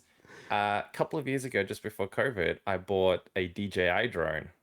The Air, Okay, let's get. They've already long in the tooth. Related to this, just go. really quickly. No, I no, didn't no. bother testing it out. I also bought a Karma drone. Also didn't bother testing it out. Okay. Each one's $1,500. Guess what? None of them work. So the summary ever. of our gaming resolutions, Mike and I failed, bombed out completely. Oh yeah, that's an epic. fail. And Oh Swinny my is the God. reigning champion of resolutions. Now, I think next year we'll have to put some point values on these things of like how much of a stretch they are. But Oh, okay. The anything difficulty curve. anything The times true zero achievements. is going to be zero in the case of Mike and I. So Yeah. all right, I'm a bit lost because I can't see my actual screen. Because I'm actually showing it. well, it's time to bring move on to our 2022 resolutions. Yeah, let's go back to the let's three jump of us. into the 2022 resolution. Big screen us, baby. Oops, I think I pressed the button twice. Let me see. It's all gone mayhem now. So we can there still go. see it. Yeah, so. okay, Nice. go. So our 2022 gaming resolution. So I don't want to start. Mike, do you want to start? Hey, what? Oh, Why are I'm you trying to making get me myself start? collected. Yeah, I have yeah. things everywhere. So look, I've mostly been gaming at 1440p this year. So back in 2020, it was 1080. I moved on to 1440p. Can I just say this is the So- weirdest introduction? Well, go on. It's very. I'm I love hoping it. that in 2022 I can actually game at 4K. So that will probably mean I need to get a better graphics card, I guess. I don't know, but that's my. Okay, so That's my first just for 2022 people who are gaming listening in the resolution. audio, like I'm losing it, and Swinny actually Swinny walked off camera because he laughed so hard, and I was Okay. like dying. You made the exact same joke last year I when know. you did this That's the segment. beauty of it. It keeps going up in resolution every year. All right, Okay, Mike, come your on, first come on. resolution. Come on, we're going cool. long, So we're all going jokes long. aside, Jesus. So number one is, and by the way, these are all really lame, I would like to say, because I knew I failed all my 2021 ones. So I'm like, you know what? I need realistic things that I can actually Okay. pass so I can get a little boost in 2023. So Yep. my number one is I would like to finish a single modern Assassin's Creed game. Because I never have since like Assassin's Creed 2 or 3, one of the ones. Yeah. Do you have any in mind? Probably Odyssey. No, don't do that. Don't do that. Just, I'm trying to help you here. Can you enter? No, just but say I probably complete a final. Complete an Assassin's Creed game. Well, he said modern. yeah, okay. one of the fine. modern ones. So like I'm talking Yeah. about Origins, Well, Odyssey, Valhalla. Origins and beyond, if right? anything new comes up in this Origins year. and beyond. Let's just classify. Origins that. and Can you beyond, write cool, it in, yeah. Mike? Yes. I can't write it in because I'm not on the thing at the moment because Oh, I got my other okay. spreadsheet open. Sorry. Okay. All right, I'll type it. I'll type it. And now Okay, I've cool. introduced a new category. It's called point Yeah. value. So the metric is, completing a game that is a modern, like Origins beyond. Yeah. I'm saying we should assign a point value. So 1 is like, that's an easy thing to do. 5, it's super hard. So what are you proposing for the point value? Let's be quick. Well, on I this. feel like we should ask the resident Assassin's Creed expert how this should be done. But it's just completing a game. Like, I feel like this should be a No, 1. but I mean like completion. Are we talking about you get 1 point for Okay, are you saying completing it, but you 100% get 5 complete, points if or- you do 100% everything in it? I'll No, give you I 2 think- points if you do 100%. I don't know. What do you think, Swinny? Look, just complete the game, complete the story, give it 1 point. To me, that's an a sing- achievement, man. I 1 think a point. single game completion is worth 1. Yeah, Yeah. okay. All right, good. Cool. Swinny, Let's. go. Oh, I thought we were going to do them all. All right. Okay, you can do it all. Quick, let's I can go, Mike. finish. I can We're finish the going rest. late. Okay. So my second one is related. Again, this might shock you, but these are big things for me because what the hell, man? I haven't been able to do this for so many years now, right? So the second thing is I would like to finish The Witcher 3 because I started What do you playing mean by that game. finish? Finish it. I never finished it. I never finished Not the story. 100%, just finish the story. No, like I just finished the story. I've spent probably hundreds of hours in that game and I've never finished it. All right, easy. So I would like that, please. And the last one on a related topic is I would like to finish Andromeda. Again, started it probably 5 times on multiple platforms. Never finished it. And for once, I want to be able to say, you know what? I've completed these 3 games. We should probably clarify Mass Effect and Mass Effect Andromeda. Apologies. Yeah. So look, it might not seem like a crazy goal or anything, but you got to keep in mind these are games that I've been wanting to finish and play for years, especially The Witcher as an example. I just never do. I never get around to it. So to me, actually completing these, as lame as it is, would be proper achievements. They're all like 1 point in my argument. I agree as well, considering you've played through most of Witcher 3 already. But that's fair enough. It's So your many resolutions. times. It's your Yeah. resolutions. All right. Okay, so my resolutions. So the okay, first yeah, I one. was going to go, but you go. You want to go? No, I was stirring. Go on. So as I've led into the amount of time I put into my resolutions last year, heavily influenced my ones this year. So I didn't want to choose resolutions that impacted other gaming I wanted to do, B, impacted gaming I wanted to do for the show, and C, just didn't take the ridiculous amount of time. I'd already proved myself last year with going crazy on that You're the stuff. man. You're the man. So my first resolution is I will try out every game that's added to Xbox Game Pass in 2022. Whoa. You just Okay, gone that's crazy. Try dude. out. No, I That's like that. crazy, dude. Try it. try it out. I'm Oh not saying my complete God. it. I might only play half an hour, I might play 2 hours. I don't know. I want to try them out and I want to be able to talk about it on the show. I actually like that. I that's think cool. that's Yeah. because this resolution on. represents me broadening to, to other Yeah. genres and learning more about different type of games. That's a So- how is that a 4? That's a I'm gonna say point it's 4. 5. That's a point 5. Borderline 5, but I say that's a 4. I feel Wait, like how- 4's You know, fair. What you do know, there's reckon, not that many Sweeney? games added each month, so I don't think it's a 4. I think it's like a 2. Oh, let's I say think 3. it's a- Let's say I 3. think If you're saying Hang on, that. whoa. Hang on a minute. He's saying 5. I say 4. He says 2. I'm saying so it's that's a 3. 0.5 because 0.5? Yeah, well, what? How high? That's Because a list how hard of is it to try out? How hard is it to try out every game Oh, added to Xbox this is One? interesting now. Mike, I don't I think could it's do hard. that in my sleep. Mike, I don't think it's Okay, hard. let's say it's 2.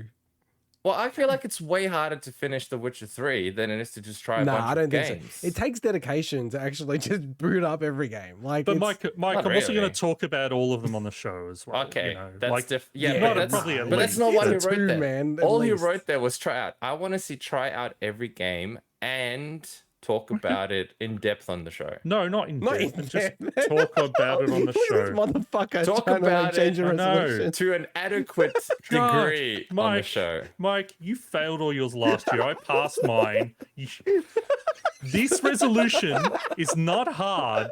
It's meant to broaden my horizons. Okay, fine. Okay, I'm not Mike, shitting on your You resolution laid at down all. I the- think it's you a failed all really your cool resolution. resolutions. I love the Okay. resolution. Oh, that's awesome. All So right, wait, I what just is don't it? think Is it's a it 2 points, surely, right? That's yeah, 1 whatever, point. too. Wait, So- no. Can we say the metric at minimum booted up? So you're actually saying talk about each game. Talk about it.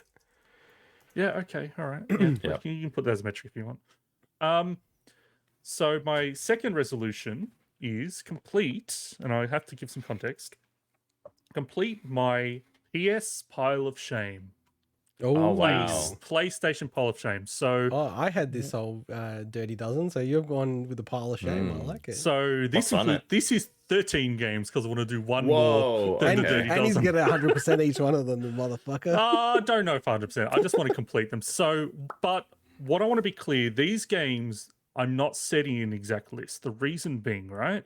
I'll just say, give it a, oh no, I'll give some examples. Basically, PlayStation console exclusives, whether or not they're Sony made or not, they're console exclusives to PlayStation that I haven't had the chance to play because I never had access to them. Now I've got a PS5, I can play a lot of the PS4 and obviously PS5 games. And maybe if I can get myself a PS3, might include some.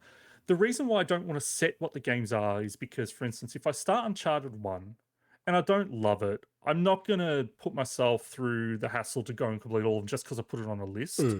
So it's basically I have to complete 13 games. So it could include Gotcha. it could include Neo 2, Uncharted 1 to 4, The Last of Us 1 or 2, God of War 3, God of War, Horizon Zero Dawn, any game that's basically a PlayStation console exclusive that I haven't played because I didn't have one. So that's my, and 13 of them, and it's my PS publishing. Just a small thing I would say is I would put that in the title of it as a complete any 13 from the pile of shame. No, not No, any 13. no, but Complete this all reads to me as 13. to complete my pile of shame. But Yeah, you're but not I put it in the completing whole metric. pile of shame.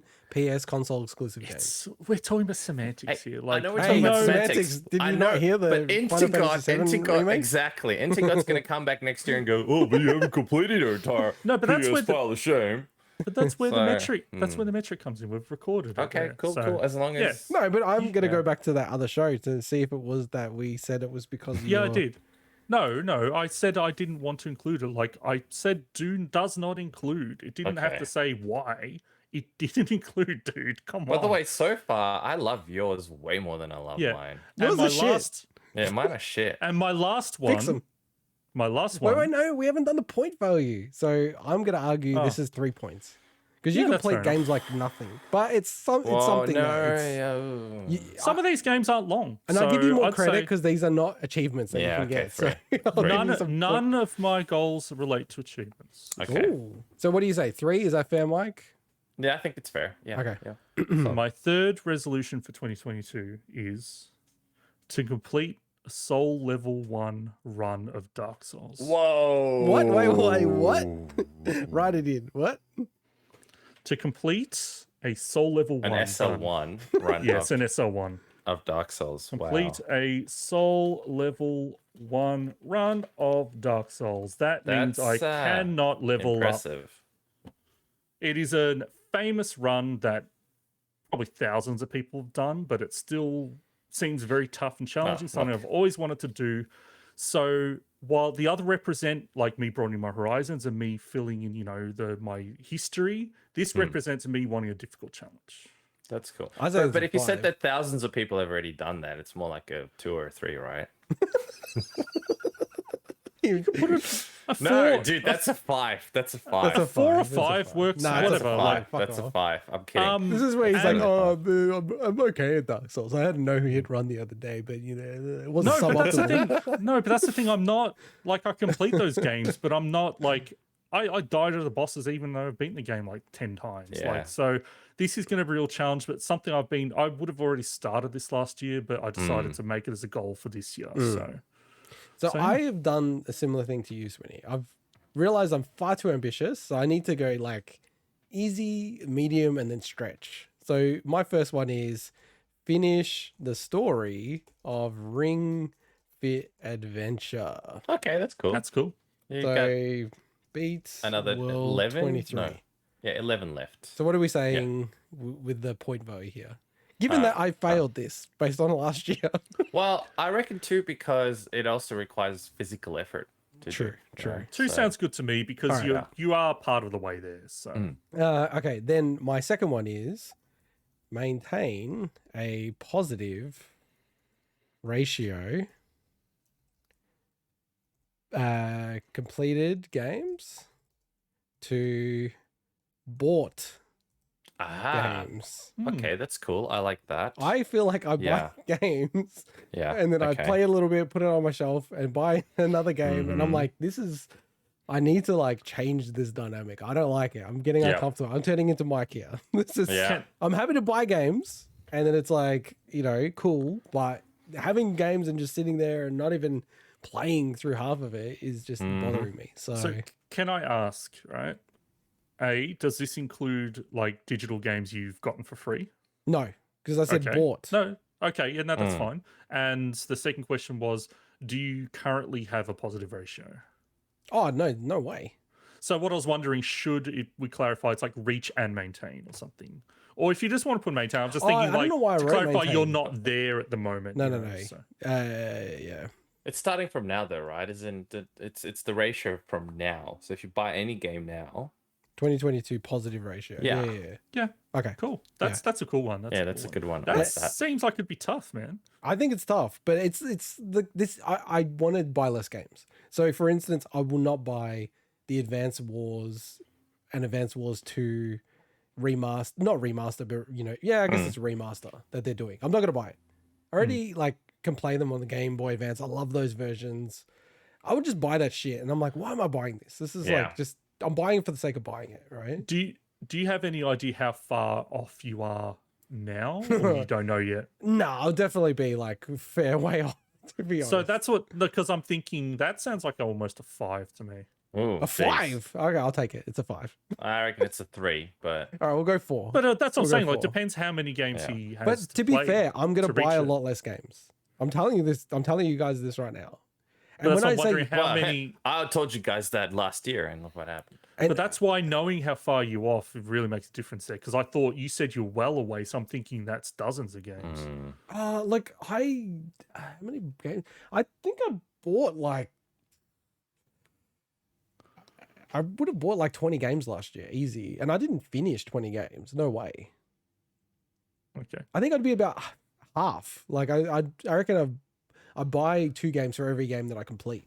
I reckon. So you're right not now. that far off positive ratio if you have to be more. Is it more than It's half to doubling. be I there? got to double the complete games or like half the okay. games I buy or whatever. So Okay. and then the Yeah, next one will alright. kind of like challenge that a little bit. So my last stretch one is I want to have played I'm just saying played, significantly played. Can I say that? Significantly played World of Warcraft. all of the 2022 Game of the Year nominees. So the Game Awards nominees. Yeah. Okay. Okay. So how many have you played of those so far? Metro Dread, No, obviously. 2022. Oh, 2022. That's why it's Sorry. hard.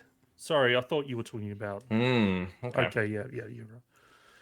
That is tough because they announced them in December, and who knows? Obviously, there's some that are going to be obvious, but you're not going to know. But yeah, Well, number they 2 announced at it in November. You've got I think you have capacity to play one of the games if you have not played it. And then it's like, if it's 2, it's a stretch.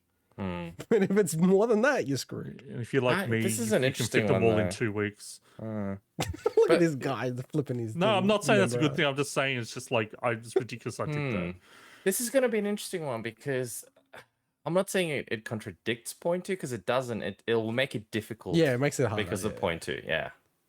So what are we saying the point value on this one is? Well, the fact that you're not going to know what they are, I'd say that's probably a 3 or a 4 then. I'd say 4, just because I've not even come close to this in the past. But what do you say, Mike? I'll let you be the final arbiter. 3 or 4, or like a different number, I guess. Quick. I'm going to go 4. 4. Only because of number 2. Yeah, because All they right, go so hand in hand. ooh, this is an interesting one. Where we've landed is if I complete all of my things and Swinny completes all of his things, we're actually on the same points. Yeah. So we'll need to have a resolutions tiebreaker. So And if both of you just happen to die sometime this year, then I can win. fuck? So it's like the only way I can We win this both one. need to die, and anyway. Yeah, now, just- Mike, do you want to Yeah. revise yours, or are you happy with yours? I'm happy with All mine right. because I wanna have a sense of achievement at the end of the year, not a sense of failure like I did today. Okay, Yeah. you've only got to beat 3 games. That I've been putting off for so many years. Some, It's some not of funny. them you played quite a bit of. I feel like it's Yeah, like the, but I have to start like- all of them again. So No, that's fair enough. It's That's like your it's resolution. always sunny man. cold open. No, so this is it's what- like Mike has failed the 2022 It is, but here's the problem, right? Like, it resolution. might not- Dum, dum. it's not the crazy standard that you went through, Swinny, but the reality is I'm gonna restart. Oh, I'm gonna start Assassin's Creed, one of them, and I'm gonna start Witcher 3 again. No doubt I'm going to put 100 hours in each one. They're That's all already long 200 games. hours. They're They're long- long games. yeah. And I They're all don't just long like do games. the story. I know what I'm like. No, but it says here finished story, not 100%. So you just Yeah, but need I know what to- I'm like, dude. I'm finish the I'm, 3 I'm going to stories. do everything there is Before to do. doing 'cause the it's story, the yeah, way for I sure. am. So I'm going to reword the So- first one so it's aligned up. So Yeah. finish, Yeah. finish. I just put the Alright. note in Yeah. origins as well. All right, let's get on to our final segment because we have been running long, Yeah, but this is really fun. I love and it is our. I don't think there's a space there. Bigwig's most anticipated 2022 game. So this is our most anticipated 2022 games. Do you want me to start this time? this. Go Yeah. ahead. I've got like 100 honorable mentions. Like some of the big ones: Mario, Rabbids, Sparks of Hope, Splatoon 3, Suicide Squad, Starfield. Now I'll go through. Do you want me to do the 5, 4, 3, 2, 1s, or what are we doing? Yeah, that's why I ordered it that way. Put 'em in. All right, cool. My number 5 is Kirby and the Forgotten Land. Cool. Nice. When I saw this game, I was like, "What the hell? This is like insane! Like, what the hell are they doing with this? This looks really cool." This is the first Kirby game outside of maybe the Game Boy game that I'm like, I kind of want to really play this game. Number 4 for me is the Steam Deck. Oh, okay. Yep. Now, this is yep, not a yep, game. yep. It's not a That's- game. that's fair so, But I am really looking Well, for the we'll Steam let you have Deck. it. Yeah. Fascinated to see how it launches. I think it Yeah. will be delayed again. I wouldn't be shocked if we hear news of it being delayed this week. But yeah, I think it's either Steam really funny, right? Like they just either dominate something or just it falls apart. So it'd be interesting to see how it lands. As part of the what was it? There was a leak, Nvidia leak, the Nvidia Live thing. They were saying that there's going to be a Half-Life 2 remaster. Wouldn't be surprised if they whack that in with the Steam Deck. That'd be pretty insane. My number 3 most anticipated game, which was also on last year's list, so this is a bit controversial. Elden Ring. Oh, yeah. It's fair. It counts. Number 2, Breath of the Wild, the sequel. And my number 1 most anticipated gaming related thing this year is the Mario movie. I am like so fascinated to see what is going to happen with this bloody Mario movie. If it's Okay. going to be a disaster, if it's actually just going to be average, if it's going to be like Sonic. I'm like super hyped about it. I'm like super like keen to see what the hell it is. And we haven't had Yeah. a Mario movie for like 30 years, so it's going to be interesting. Steam Deck.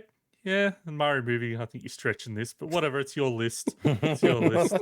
You can have whatever you want on this Mike. list, Hey, I Mike. guess. Okay, cool. So, honorable mentions are the following 4. If you are able to add them for me, please. Yep. So, Dying Light 2, Yep. Scorn, Starfield, and Elden Ring. Now, okay, this is interesting. and legit, look. Let's be honest here. Obviously, I'm looking forward to Elden Ring, and obviously, I'm looking forward to Starfield. But they're just everyone's looking forward to those. It's obvious. So I wanted my 5 to actually be other things other than the obvious ones that I'm looking forward to. So in no particular order, the day before, because I love my zombie survival shooter games. So the day before. Oh, the day before. I thought you The said day before. No, the day before. The day before. What did you think he said? No, I thought you were saying like. Oh, the day I don't before. know. Like you're just saying the words the day before. Yeah, Okay. Forspoken. Forspoken. Yeah, I'm actually looking forward to that one. It Why looks are you really so cool. shocked about that? Yeah. It doesn't. You're really- like offended. I am it but doesn't you get looking that forward to hyped about it when we talk about it. No, but that's fair enough. But you just doesn't like get that anticipation. Your reaction was like, Forspoken. How dare you? Seems fake. Okay, cool. Gran Turismo 7. Oh yeah, I can see Well, that. it's between that and Forza. Is That's that why you need actually- that controller. Can I ask, is Gran Turismo 7 actually penned for next year? I believe it's supposed to be penned No, for I think this it's- coming year. Yeah. This quarter or next quarter. Okay. Yeah. So cool. So the Callisto Protocol. Interesting. Yeah. Okay. I think it's Callisto. Would be nice if you were in the run sheet. And I think it's double L. And then the last one. Don't worry about the full stops. Stalker 2. Don't worry about the full stuff. If you want the full thing, it's all caps with periods in between. Yep. A 2: Heart of Chernobyl. Just All right, I'll do the Stalker 2. I'll do the That's rest enough. later. I'll do the rest Yeah. later. So those are my Okay. top 5. What about you? All right, so Swinnies 2022 most anticipated He game. So copied something. my honorable mentions. I had this last year. Deck 13's next game. It's going to be announced some point. It's coming up. Elden Ring, because this game and the next one was in my list last year. So I just wanna Wait. put Is them this as in honorable honorable mention. mentions? Yes. Oh, fuck And- this. You guys are doing this shit. I'm going to do it as well for Breath of the Wild. Can I Wait. interrupt you? Wait, I don't know what you said. No, I'm saying you guys have like pulled these games that, like Elden Ring. How is this not the most anticipated game for you guys? Because I said that I already had it in my list last year, so I don't want to put it in my top 5 this year. So All right, go. You change yours as I'm changing mine as well. okay, all right, fine. You changed your stuff. So my number 5 is Elix 2. So that's due in March. So I'm super pumped for that game. My number 4 is actually Cyberpunk 2077 DLC. I'm so looking forward to that. Oh. My number 3 is Tiny Tina's Wonderlands, although I may not actually play it this year, just because the way I play Borderlands games. My number 2 is Starfield, Ah. and my number 1 is Avowed. What? So Avowed is the one that's out there like Elden Ring last time. The rumors are indicating it may be a December release, but it's obviously very likely it might not. It might push till next year. So like Elden Ring, we took a pot shot last year. That's my pot shot, but hopefully that's a 2022 release, and that's my most anticipated.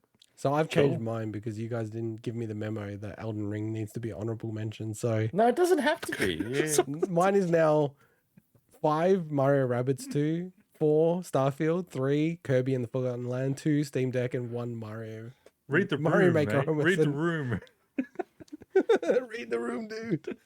No, that's all good. That's all good. I just thought it'd just be boring to have the same games go. Yeah, last no, time, I agree. so- I think, Yeah, same. you know, honestly though, like Elden Ring isn't my most anticipated game. Like just on the games, like probably Breath of the Wild 2 is. Is Elden Ring the most anticipated for you two? No, it's not. It's an honorable mention though. At the moment, I'm probably a bit more pumped for Starfield and Avowed just because. Wow, the really? The reason being, I really want to play another Bethesda style game, but both of those games probably in that ilk. So Yeah. I'm like super fascinated with Starfield more that it's like I never played like a Bethesda game when it came out live, and then I love space. I hate fantasy settings, and I kind of think, okay, like, you know, Skyrim but space, that works way better for me. Just like I like that setting more. So and then like they haven't been on a good track recently in general, Bethesda game studio. So I'm kind of like fascinated Like, do they have that magic, or is it sort of gone a little bit? So yeah, I don't know. I'm really interested in Starfield, and it's free as part of Xbox Game Pass. So that's how I play it. All right. Is there anything else you guys wanted to add to the most anticipated? No, that's it. Pretty happy with my list. All right, we'll wrap up the show right there. I can look at my run sheet again. So what are we talking about next week? Oh yes, of course, Game of Summer of the Year 1995. Mike will lead the conversation on the very short Indeed. Donkey Kong Country 2. Very easy. Oh, Did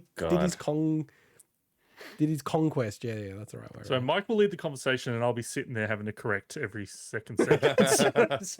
So this monkey, I'm sorry, gorilla? We're not worried about that. No, he is a monkey. He is a monkey. Collecting mangoes? But think about that, Mike. He's a monkey, and Donkey Kong is a gorilla. That's right. So how is he? Gorillas and monkeys can be dad? friends. Oh, All right. I never thought of that. In the weirdest exit of the show. With that, we'll say bye-bye. Adios. Bye.